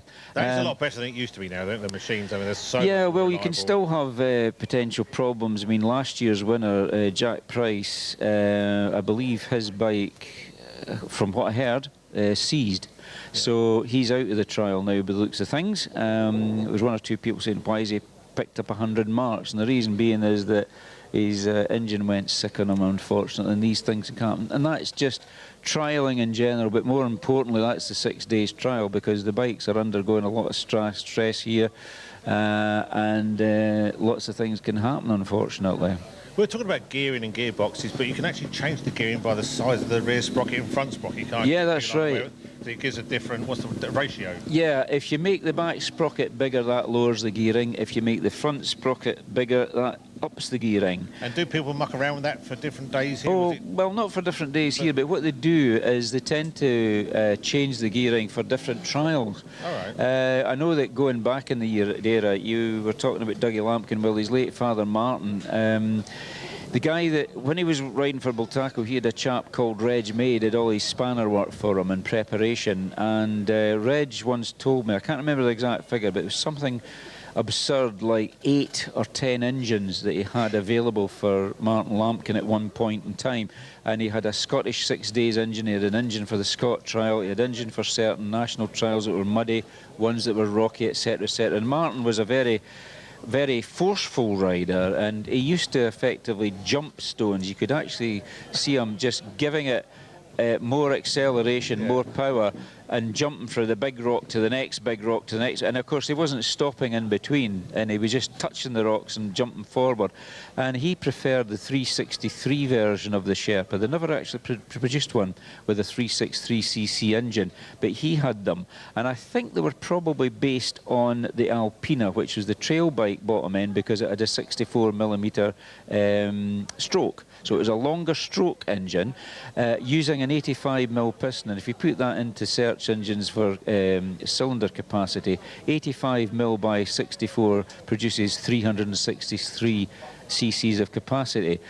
So a few years ago I decided I had a spare frame lying about which was registered, and I actually got built for me a 363 engined Bultaco. I managed to get a hold of an Alpina engine, and we put an 85mm piston in the barrel that we had for it, an Alpina barrel, because the Alpinas were almost full. Well, they were 348cc, and if you put the bigger piston in, that takes it out. So what I also did was I got bike paints at Coopermuir, who have just literally shut their doors in the last 2 or 3 weeks because Ali Grant passed away last year at this time.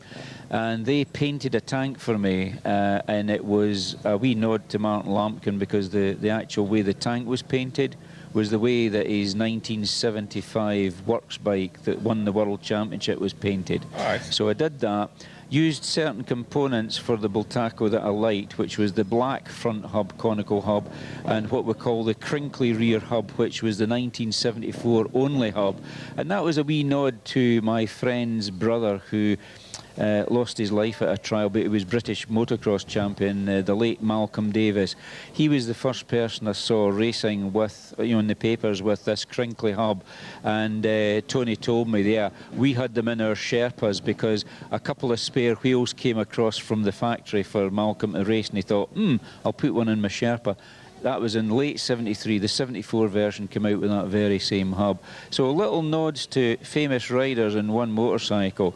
The only problem is I built that bike 2 years ago, finished it 2 years ago, and I've never actually started it yet, so it's still to be set up. Brand new Delorto carburetor, just to give it a wee bit more punch, and we'll see how that one goes in the next couple of months. We've got time to actually get it started and then get it fettled. Exciting time when you first fire up a bike again. Something different. Sammy Miller, great Sammy Miller, he's got a workshop, and Sammy has a bet with his workshop manager how many kicks till it starts, and Sammy can tell by the first kick if it's going to go, and he says it's got to go the next one, because you can feel it kicking back a little, boom, and Sammy's never far wrong, let's be honest about it. With some bikes you put like a priming kick in, don't you? Compress the cylinder and give it a priming. Yeah, you do actually. The old bikes, yeah. Well, the 4RTs, they reckon that the first kick actually energizes the system. Yeah. So, but some of the 4RTs, when you kick them first time, they start right away. But if it doesn't start first away, that's it just generating the power, and then the next kick,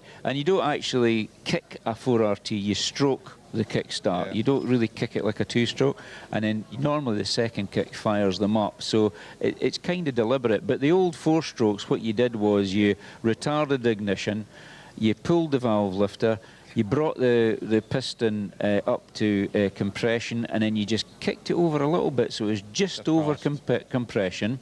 You released the valve lifter and kicked it fully, because then the engine had a full cycle to go boop, boop, boop. And then normally, if your fuel was right and everything was right, if you tickled it and filled the car with fuel, generally they started first kick. If they didn't start first kick, they normally started second kick, but you had to do it over again. You had to bring the piston up over compression before you long sweeping kick through. And that's why some of the younger guys go, I can't start these old bikes, because they just don't have the knack.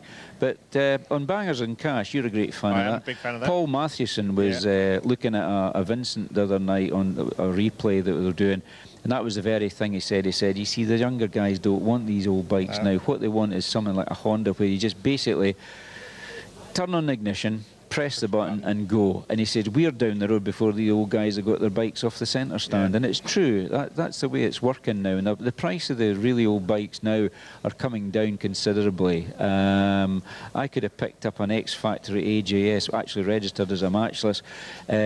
Last year, I think it was, Bonhams were selling some bikes off, and it was OLD 865, one of Hugh Viney's bikes. And I was watching it, and I thought, it's not going up very high, and it was a bidding started, and I was going, oh yeah. And I'll tell you, if I'd had a few pounds spare, I could have got that bike for £3,900. Now, 5-10 years ago, that bike would have sold for about 10-12 grand because of its history. Folk were saying, oh, it's no as Viney rode it. No, the tank was sort of unpainted, but you could make it back to what it was when Viney rode it, and it was a genuine bike.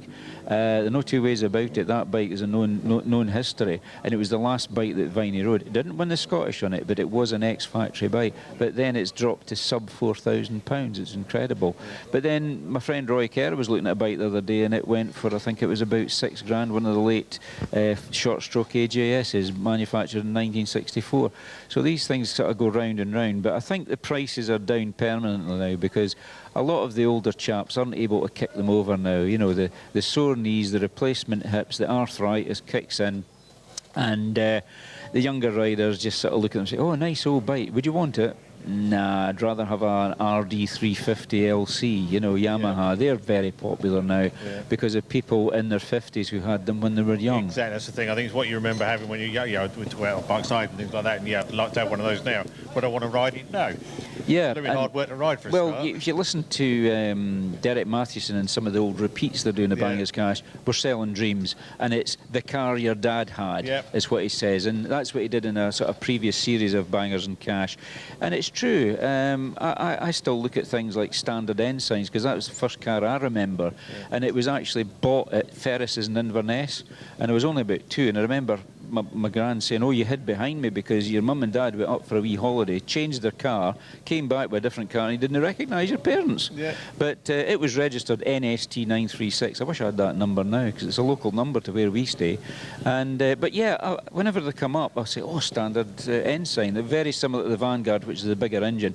A lot of these cars went out to Australia, you know, and New Zealand. Mainly pickups, utes, as they call them. But yeah, would I have one? No, because my dad nearly got killed in the damn thing, and then we went on to Zephyr 4s. So would I have a Zephyr 4? No, where to keep it.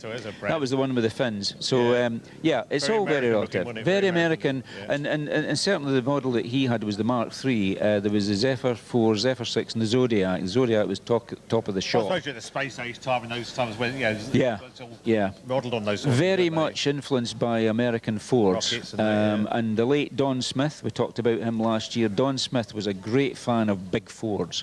He had Zodiacs and all sorts, and made them talk. And yeah, it's just what you like, I suppose.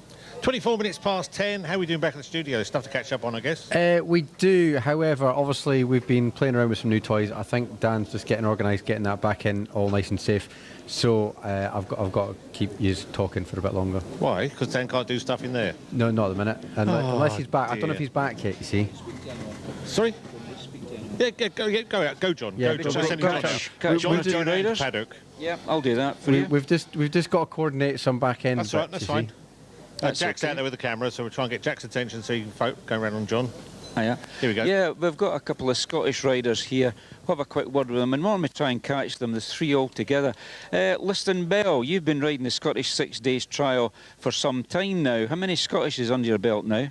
This will be my 17th year riding. God, you make me feel old. Now, you still enjoying it? That's the main thing. Yeah, it's still good, yeah, and I still enjoy it. Yeah. On the 4RT Monteza again, I see. Yeah, back on the 4RT. And now, a couple of years ago, you all went round on Yamaha TYZ, is that correct? Yeah, that's right. I've done it twice now on a Yamaha TYZ, yeah. But that was really just set up as a bit of a laugh between the boys, wasn't it? Yeah, it was, yeah. And I enjoyed it that much, I went round the next again year on it as well. Glutton for punishment. So, and of course, Liston, your grandfather was the late Willie Dallin, who was the clerk of the course of this trial. Yeah, that's right, yep. Aye. And sadly he died, I think it was about 2006. But no, great that you're still riding it, and you still do motocross or scrambling. Yeah, classic scrambling, yeah, still do a bit of that. That's what you do most of, isn't it? Yeah, most stuff, yeah, just sort of play at trials now. Yeah. Now, the next guy down is Scott Gordon from Pathhead, am I right? Or have you moved? Moved, we're in Drem now. Oh, Drem, oh, near North Berwick. Very posh. Now, Scott, you're the clerk of the course of the Pre-65 Scottish, aren't you? Yeah, that's right, done 5 of them now. So it was good week this weekend, last weekend, and everything went well, which was good. Did you find that people were saying it was a bit tougher than last year? The Friday was tougher than normal. Saturday was backed off a bit, but we got a nice steady score, and the club and all seem to enjoy themselves as well. So it's a hard one to get the level right. Same as this, you've got world-class guys riding sort of low-level clubmen to get round. So it's a tricky one to get the level correct. Now, I'm old enough to remember you up at the side of Ben Nevis, and literally you were in swaddling, you were just a baby. So you've been coming up here since you were born? Pretty much, yeah. First time we be here, we'd be about 8 months old, and pretty much been every year since. Yeah. How many times have you done the Scottish now? This is number 10 now. Yeah. I was quite late starting between motocross and downhill and other sports, but been at this for quite a while now and still enjoying it. So. Now, what's your day job? Plant, construction. Do a lot of agricultural work and forestry and things like that with the machines. So. Keeps you busy? Keeps plenty busy. And it gives you money to play motorbike? Yeah, most of the time. And that's great. Well, anyway, good to see you up here, Scott, and keep doing the good things with the Pre-65 Scottish. Perfect, thank you. Now, we've also got another Bell here, if you just come over here. This is Lewis Bell, younger brother of Liston. Now, I remember many years ago when you were quite a small boy, you were at the motorcycle show, and your grandfather was saying that they got a bike for you, but you weren't really interested. No, I wasn't very keen to begin with. I was quite scared of them, actually, but that changed after a wee while. Well, watching you racing at classic scrambles, you make everybody else feel sort of under threat because of the rate you go at. Yeah, but don't hang about. No. Now, what bikes do you race in the classic scramble, you and Liston? It varies from sort of Gold Stars, Tribsas, CCMs, Triumph Matisses, Jawa Matisses, just quite a variety. Yeah, good variety. Any bikes that you're racing that were belonging to Willie? Yeah, the Gold Star, that belonged to my granddad, and the Matchless Matisse, that's the two that he owned, yeah. I think actually when we were at Willie's funeral, your dad rode, I think it was a Gold Day at the funeral. Yeah, he laid the coffin in on the Gold Star, yeah. It's a very good tribute, I think. Yeah, it definitely was, and of course, what did they play? Scotland the Brave. Yeah, they did. Remember that, yeah. But you'll be not far behind Liston with the riding in the Scottish, I would imagine. I think I'm probably 14 this year, I think. I missed out in a couple of years due to my shoulder injury I had there, but no. Now, Liston's a plumber to trade, but you are in the motor trade? Yeah, I'm a car mechanic, in the family business. Yeah, that's the in-garage? Yeah, the in-garage in Go-Bridge. Yeah, and that was a business that your grandfather bought when he sold it. Well, I think he bought property and sold it, and then he got into the in-garage, a diesel specialist. Yes, I was a diesel specialist and a Citroen dealer for a while as well. That's right, of course, that's right. McAndrews, I think, were the main dealers, and he was a sub-dealer. Now, the thing that always intrigues me, which I hope never ever happens, is a diesel runaway. Have you ever had one of them? Yeah, I've had a couple of my time, yeah. Did you manage to stop them? Yeah, I've managed to stop them, yeah. Just luckily managed to put them in 5th gear and switch the key off and let the clutch out. Or get them up against the wall. Yeah, and make it stop, but no, it can be quite scary sometimes. Yeah, it is. If you've ever seen it on the videos, it is something to behold, and it's something that I hope never happens to you, but there you go. Yeah, it can be interesting. So anyway, have a good day today, Lewis. No, thanks, John. We'll see you later. Lewis Bell, rider number 48. On the 4RT Monteza Repsol. These are local, well, not local lads, they're local lads to the Central Belt from Midlothian, and their grandmother, Creena Bell, Creena Darling, I should say, not Creena Bell, she's up watching, as is their mother, Creena Bell, and their father, Mike Bell, was riding in the Pre-65. Willie Gordon, Scott's father, he's very much the start team and looking after the Pre-65, and Scott's mum, Anne Gordon, is the secretary of the meeting for the Pre-65 trial. So it's very much family affairs again, you know, the Bell family, and of course in the Scottish 6 days, the Withams, they are involved in the trial. Adrian Witham is in the Secretary's office. She's very much in control of the funds and everything for the Edinburgh District Motor Club. And Mark Witham's still involved, not so much as a rider now, but more on the management side of things. And yeah, all sort of family connections, all intertwined there. It always is, isn't it? Rider 42 just left. Matthew Weir is a local lad by looking at the list. Yes, that's right, Matthew Weir. And that's where we're up to at the moment. What's it? All 29 minutes to 11 o'clock. Are we all caught back up at the studio now? Yeah, we're all organised. Everything's back where it needs to be. So you've got a bit of catching up to do, I guess. Yeah, so what I'll do, I've got a tune lined up. I've got Idol lined up. It's called About You from local band Idol. Yep. And I got a bit of an break, and we're back after that. Shop and our lovely larder cafe makes delicious lunches, coffees and cakes. Set in 6 acres of parkland beside a ruined castle with views across Ben Nevis. It's a wonderful day out for family and friends. I hope to see you very soon.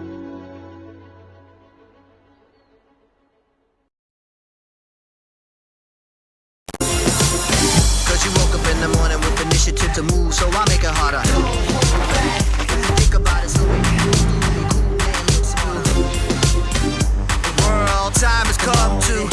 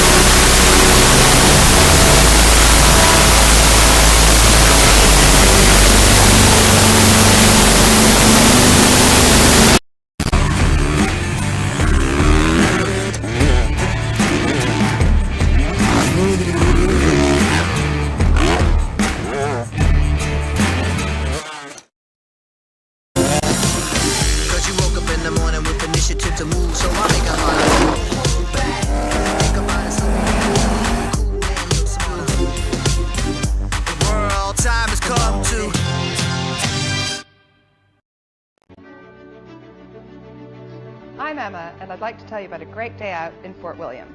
Here at the Highland Soap Company, we make organic soap and skincare products.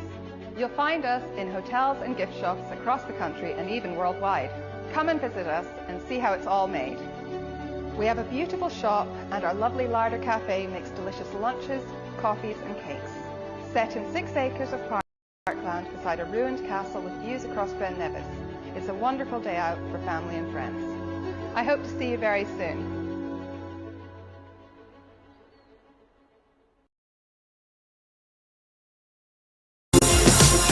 Cause you woke up in the morning with initiative to move, so I make it harder. Think about it slowly. The world time has come to.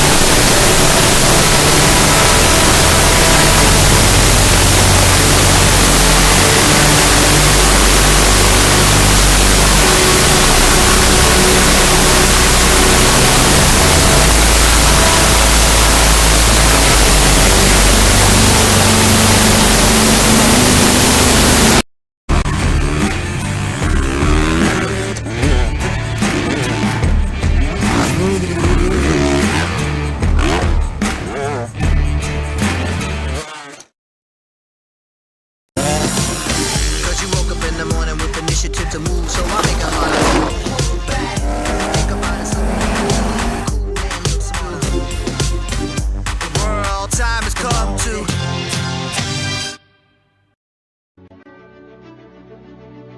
I'm Emma, and I'd like to tell you about a great day out in Fort William. Here at the Highland Soap Company, we make organic soap and skincare products. You'll find us in hotels and gift shops across the country and even worldwide. Come and visit us and see how it's all made. We have a beautiful shop, and our lovely larder cafe makes delicious lunches, coffees and cakes. Set in 6 acres of parkland beside a ruined castle with views across Ben Nevis. It's a wonderful day out for family and friends. I hope to see you very soon.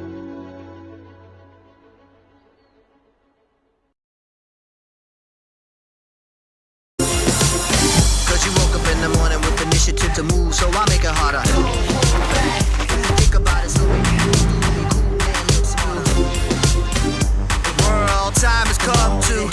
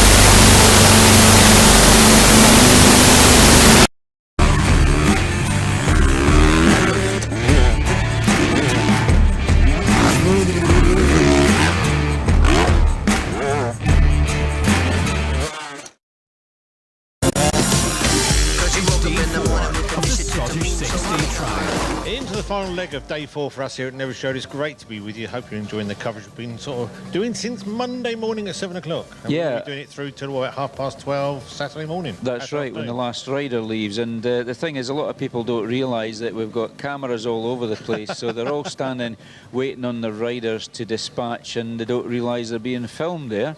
Exactly. It's got busy around us all of a sudden. Yeah, I don't think his little parking area's worked at all now. No, he says there's another area over there, further on, that he's put little yellow dabs on. So I think he needs to go for a different colour. Yeah, is it? Oh, right. I think he needs to go for a different colour. Oh, he needs to go for a different colour. Sorry, yeah. I think yellow sort of blends in with all the other hatchet lines we've got out there and stuff. Well, there's so much written in a car park, isn't there? So I presume all that gets red carpet, that's what we need. We need a carpet in front of us. Red carpet? Nice. Yeah. Well, some of the importers, I think the Sherco brought in their own blue carpet, so they've got a mat. But we've got the GASGAS TXT Racing 250 in today. We've had a good chat with Jack Lee of John Lee Motorcycles at Higham Ferrers in Northamptonshire, and they brought us in the bike to have a look at that. Is that on Michelin tyres? I'm trying to see the name round. Yeah, the Michelin tyres in that one. I think they are anyway. I don't know, can't see. Yeah, Michelin trial competition, OEM, original factory equipment, and obviously with the little sticker on the front, the Trial GP this year between the 5th and the 7th of September. That's Trials is coming home to Great Britain, where it first started, and it's been 7 years since the last World Round. A very expensive operation to put on the ground, a World Trials round, but they're doing it this year, and Jack Lee and Danny Cockshot are the leading lights in that, and they're the promoters for this year's Trial GP in Great Britain. So it's the Trial GP Great Britain we're looking at. Exciting stuff, and that people are taking that chance and putting it on, I guess, and taking the challenge of putting it on. Yeah, well, it's all down to funding and all the rest of it. So I know that the time need to publicise it as well. Dave Campling, Dan Campling's involved in that, I think. So yeah, it's all good. Well, you've got a map in front of you. Shall we have a look at that route? I have got a map, but it's for Thursday the 8th of May, which happens to be today, everyone. So yeah, the first group, they've been at Torban, then over to Loch Shiel A and B on the Connaglen estate. That's not accessible. Just been talking about that to a spectator. Group D, 3 sections at Bellsgrove, I should say. That's accessible. First rider was there at 9:20. Then Achnalee, 3 sections there, Group E, first rider there was at 10 o'clock, 40 minutes ago.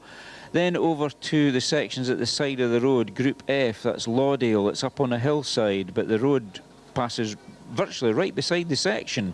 Laudale's been in for quite a few years now, 10:30. Then they go over the hill to do another 2 sections, a wee bit more inaccessible, not inaccessible, but not so accessible as Laudale. So Laudale Cottage is across the hill, and that's 10:45. Then they come back up to the main road, and that takes them on to Kingairloch. Then they do the section H. I don't know how many there's normally about 2 or 3 there at Camas na Crois. They've not numbered the sections there, so they've left that open, but that is accessible from the public highway. We can actually see it from the roadway. 11:15 the first rider over there, not too far away. Then we have the old favourite Group I. There's 2 sections at Milnameach. I think that was one of the sections that went in the 90s, and the first rider's there at 11:30. Then over to this 2 subs at Kilmaloo at the Outward Bound Centre there at midday. Parking's always a wee bit tricky there because a lot of people like to see Kilmaloo. They take a bit of time to watch the sections. Then over to Group K, which is called Lochindoir. There's 3 sections there, first rider at 12:25. And then the last group, 3 sections at Ardgour, which is nearer the ferry. And that's the first rider there at 5 minutes to 2 in the afternoon approximately. It's quite a nice route today, and somebody just saying, can I walk there? Not really, it's a long way even just to get to the Coram Ferry to get across there. Yeah, it is actually. It's not a walkable thing today. You really should have a vehicle of some description. So this is what they basically used to call the road run day. It was a bigger day in previous years because they used to pull in Pipers, Burn and WDs, I think, on this day, didn't they? So yeah, it's a wee bit changed from the ferry with everybody going over. Obviously, you've got all these support team. They've obviously got to pay to go. I'm assuming the people on their machines taking part don't have to pay. No, the riders, it's actually all covered in the entry fee, and they actually do a bulk payment to Highland Council, I think it is. So they know that there's 288 or thereby trials bikes going across, but you've also got officials that go across with them just to guide, to help with the traffic flow. So I think they've got passes for it, and in the riders it's all covered in the entry fee, because normally if you go across on a motorcycle in the Coram Ferry there is a charge for it. I don't know what she's on, it's a lot less than a car. Also, maybe worth mentioning, I thought I mentioned it when you spoke to David Dignam, but obviously you've not had a chat with him today. Had a message earlier on this morning just to say, obviously, because the route does take in 830, the Falkland to Mallaig road. It is a very busy road, and there is quite a lot of lorries on there as well, going backwards and forwards, so please do take your time and take care of it there as well, especially when it comes to parking anywhere. It's busy all round, it's just all that extra traffic, and as I say, it's the entourage, I guess, the people following everybody else around. Yeah, very much so. Supporters of individual riders, I mean, they take vans round. I mean, that's what I do, but you've got to be very, very careful on the single track roads and we're passing places. Not only that, when you're parking up, the police prefer that all 4 wheels are off the roadway. Don't park in the passing places because that's what they're used for, is to allow vehicles to travel. And of course you have big logging transporters, you know, going about their daily business, and you know, you've got to keep these passing places clear so that you can pull in and let these guys go past, because they're, you know, moving up and down the road all the time. Exactly. Anybody you fancy catching up to out there? There's a few riders around right now. Let me see. It's a case of getting people that we know fairly well. So find somebody you don't know. Go on, take a challenge. Go on. Go and introduce yourself, John. Say, hi, I'm John Moffat. Go on, you can do it. I'll try my best. I'm a shy retiring sort of person. We'll just zero in on this bike here. Rider number 73. Good morning. Are you of foreign descent, or do you come from overseas? Yeah, I come from Sweden. Sweden, yeah, the land of Ulf Karlsson. Yeah, that's correct. And also Stig Karlsson, the pre-65 rider who rode a matchless in the Scottish 6 days. I remember him. He was a close friend of mine. So really? Yeah, we practiced together way back. So. And your name is, please, again? Per Berggren. Per Berggren, yes, I have heard of you. Now, I actually did a whole article on Stig Karlsson's matchless on Trials Guru. Did you manage to read that? Yeah, sorry, I noticed that. We were living in the same town as well, so really? Yeah. Oh, That's great. Now, have you ridden the Scottish 6 days before? I'm sure you have. Yeah, this is my 37th Scottish. So 37? Yeah, so I've been here. First year was in 1982.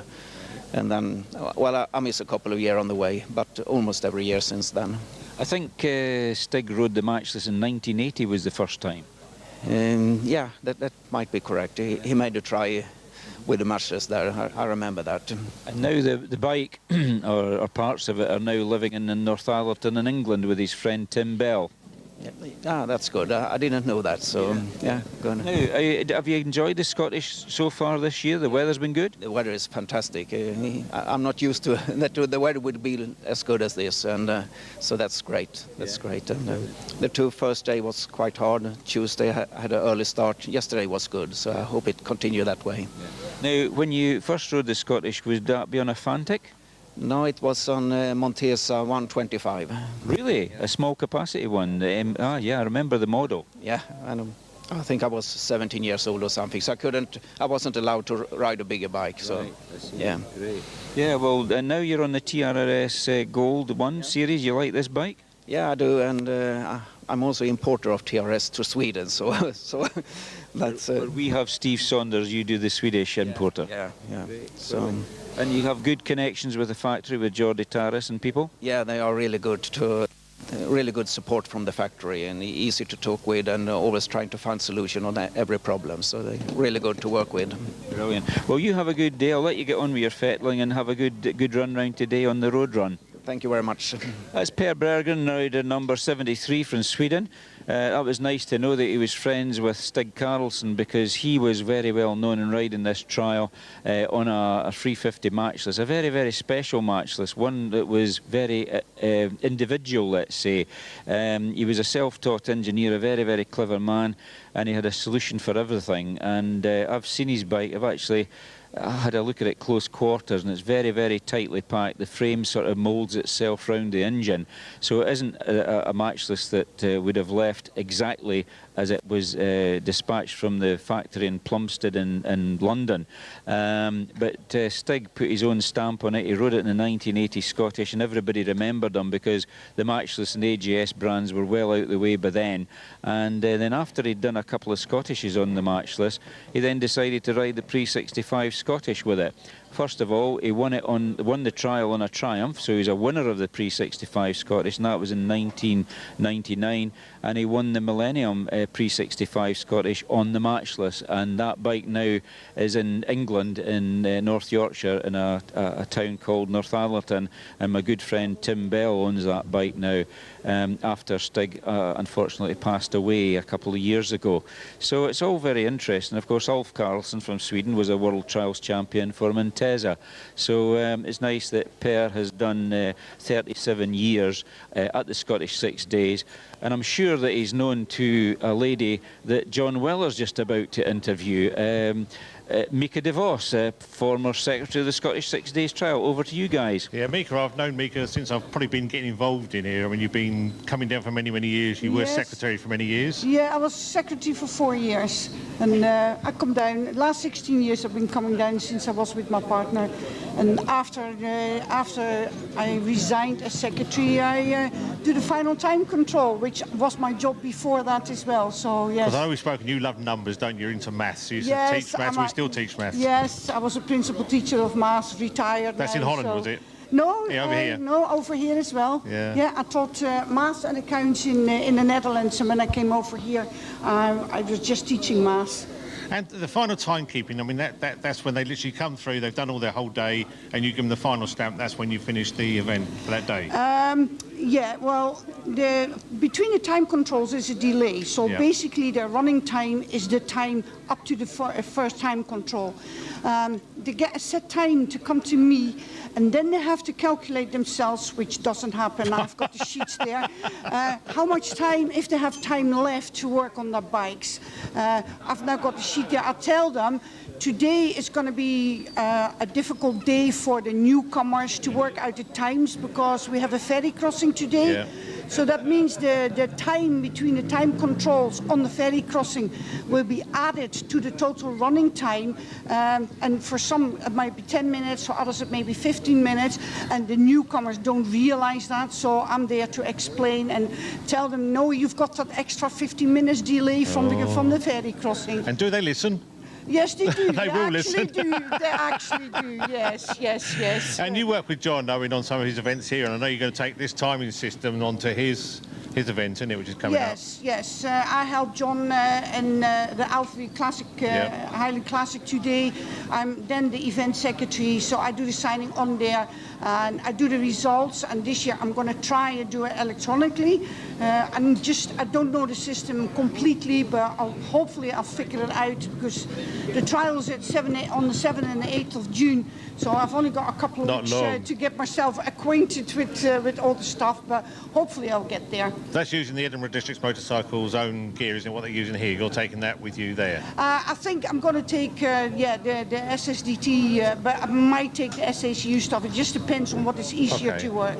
But I have two options, so I'm just waiting. Either Kirsten can explain to me how the SACU machine works, and otherwise Fergus has tried to explain to me how it works. But if I need to use the SSDT one, I'll go up to his house and spend a couple of hours there. Are you more old school, would you rather be writing it down and doing it that way than... No, the last few years I did it on the computer, because we don't have the punch cards anymore.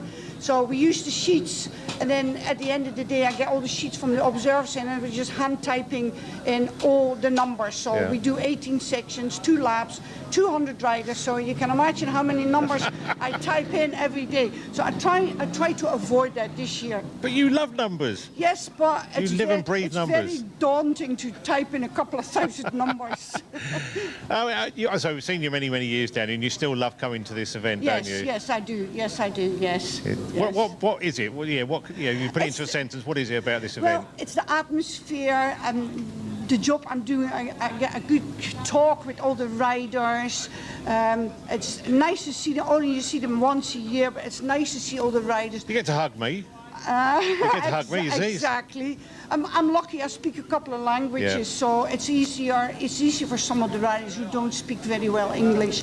So I enjoy it. Well, that's good. You're always there. Yes. Many years to come, I hope. Well, I don't know. I don't know. She doesn't know, John. The mind is willing, but I don't know if the body can keep up with it. The body's fine. Come on, you're only 45. You've got many years left. Plus the rest.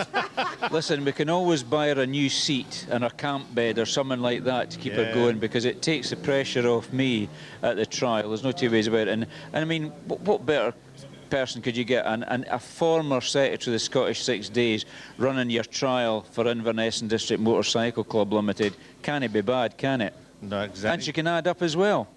I'm trying to think of a band from the Netherlands, Pussycat, they were from the Netherlands, weren't they? Pussycat. Scooter, were they? Oh, Scooter was very much... logical song? Yeah, no, not a Scooter. Within Temptation's Dutch. Within Temptation, they're from Holland, yes. She's just looking at me now. These are all modern bands, of course. Yes, I know. Or Focus, they definitely Focus, were. Hocus Pocus. Focus. They were Dutch. I'm not very good with Dutch music. What music do you like, Mika? What music do you like? To be honest, I like opera music. Right, can some opera on then, please, Si? I do like opera music. It's just so relaxing. Well, that'll be Queen. That'll be Queen then, because she's Queen Bee at the Highland Classic. A night at the opera was Queen, wasn't it? That was opera. I think the rest is best off and go. We ain't got time for that, I don't think. Anyway, that's where we're up to. Thank you very much. Always good to catch up with you. Where are we? We've got, 4.5 minutes to go? 5.5 minutes to go. Wow. Where's it gone? It flies by, doesn't it? So we've done route, do we do results this hour? We did results, yeah, we read them out, the first 10 anyway. We didn't do the Scots guys, I meant to do that today, but of course I didn't flick through it, so apologies to the Scottish riders, but I'm sure that everybody will be going online and looking at these results as well, won't they? And how we fix back there for a tune to the news, what sort of minutes, seconds we got? We could wrap it up and go for a tune to the news if you like. Well, that sort of makes sense. I mean, I will say thank you to the team here. John Moffat, obviously, each and every weekday morning, good to have you here, my friend. No problem. We have got Robbie being on camera, we've got David on camera, we got Jack on camera, and we've got, who's in the van? Dan in the van. Dan Van Man.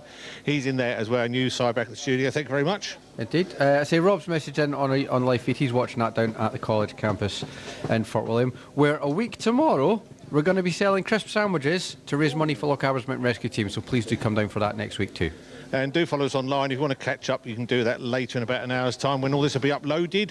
And we'll be back here tomorrow morning from 7 o'clock, bright and early, for day 5 of the Scottish 6 days. I've just realised I'm meant to be picking a tune right now, aren't I? Well, you're meant to be. I'm trying to fill in time until you say that's it. Thank you very much. I've just cottoned on to that. I'm just getting organised.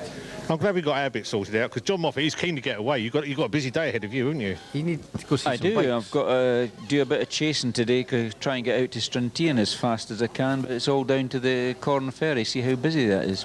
You've got somebody tapping on your shoulder too. They want to talk to you. Oh, yeah, he's just arrived a wee bit late there. None other than former TT winner and Manx Grand Prix winner Nick Jeffries, former Honda factory rider, just appeared here. Will he be back in the morning? Will he be back here tomorrow? Hopefully. Will he be here tomorrow? Not here tomorrow, no. Not here, so that's Not a here. pity. We'd like to have had a chat with Nick. Can I have a quick chat? You got 3 Can we? minutes. Right, we're going to do it. We're going to go for it. Go for it. Nick, you are a former factory Honda rider. You rode up here in the Scottish 6 Days trial.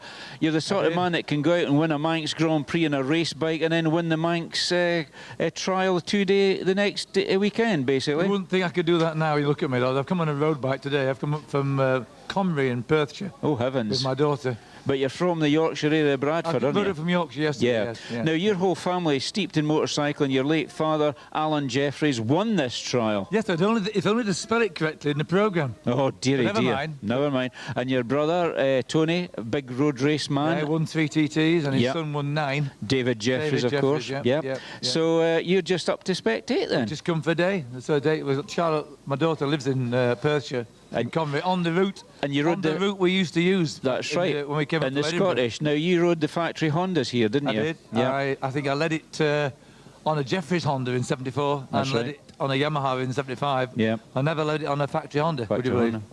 Honda. But amazing machines in their day. Oh, honestly, the crowd here in this West End car park, they used to gather round looking at Rob Shepherd's bike, my bike. Yeah. Brian Higgins was That's also right. in the team. And those factory bikes were real one-off specials. Yeah.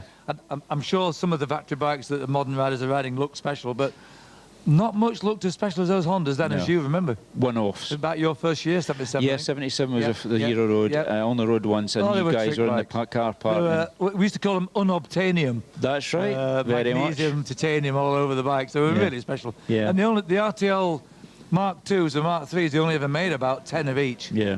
So and then, of course, after you came the Eddie Lejeunes, they were younger riders. Yeah. But you were the real pioneers, you and Rob Shep. I rode the first of the factory Hondas. Yeah. Yeah. Now, you told me... The 76 Victory Trial, that was the first time the one-off factory bikes appeared. Previous to that, they were the Sammy Miller with the high boy frames. That's right. Which was slightly special. I mean, I'm not saying they weren't, but they were special. But the one I rode at the Victory and then the Scottish here the week later, which is in Sammy's book, that was it really looked absolutely unique. Now, that would have been the days of Racing Service Centre, RSC, as opposed to HRC. Well, I think it was pre-RSC. Yeah, probably. Yeah. Now, with the race bikes, you told me something once about the number of moving parts in one of the Honda race bikes, was it? How many was the that? NLOB factory engines had less moving parts than the standard RC30. Yeah. Which is what set them apart, because the camshafts used to run backwards to the ordinary RC30s. And in racing, you were the only man that could really fire up the special Britain machines. I was just out there in New Zealand last year riding it. Yeah. I went out with my partner.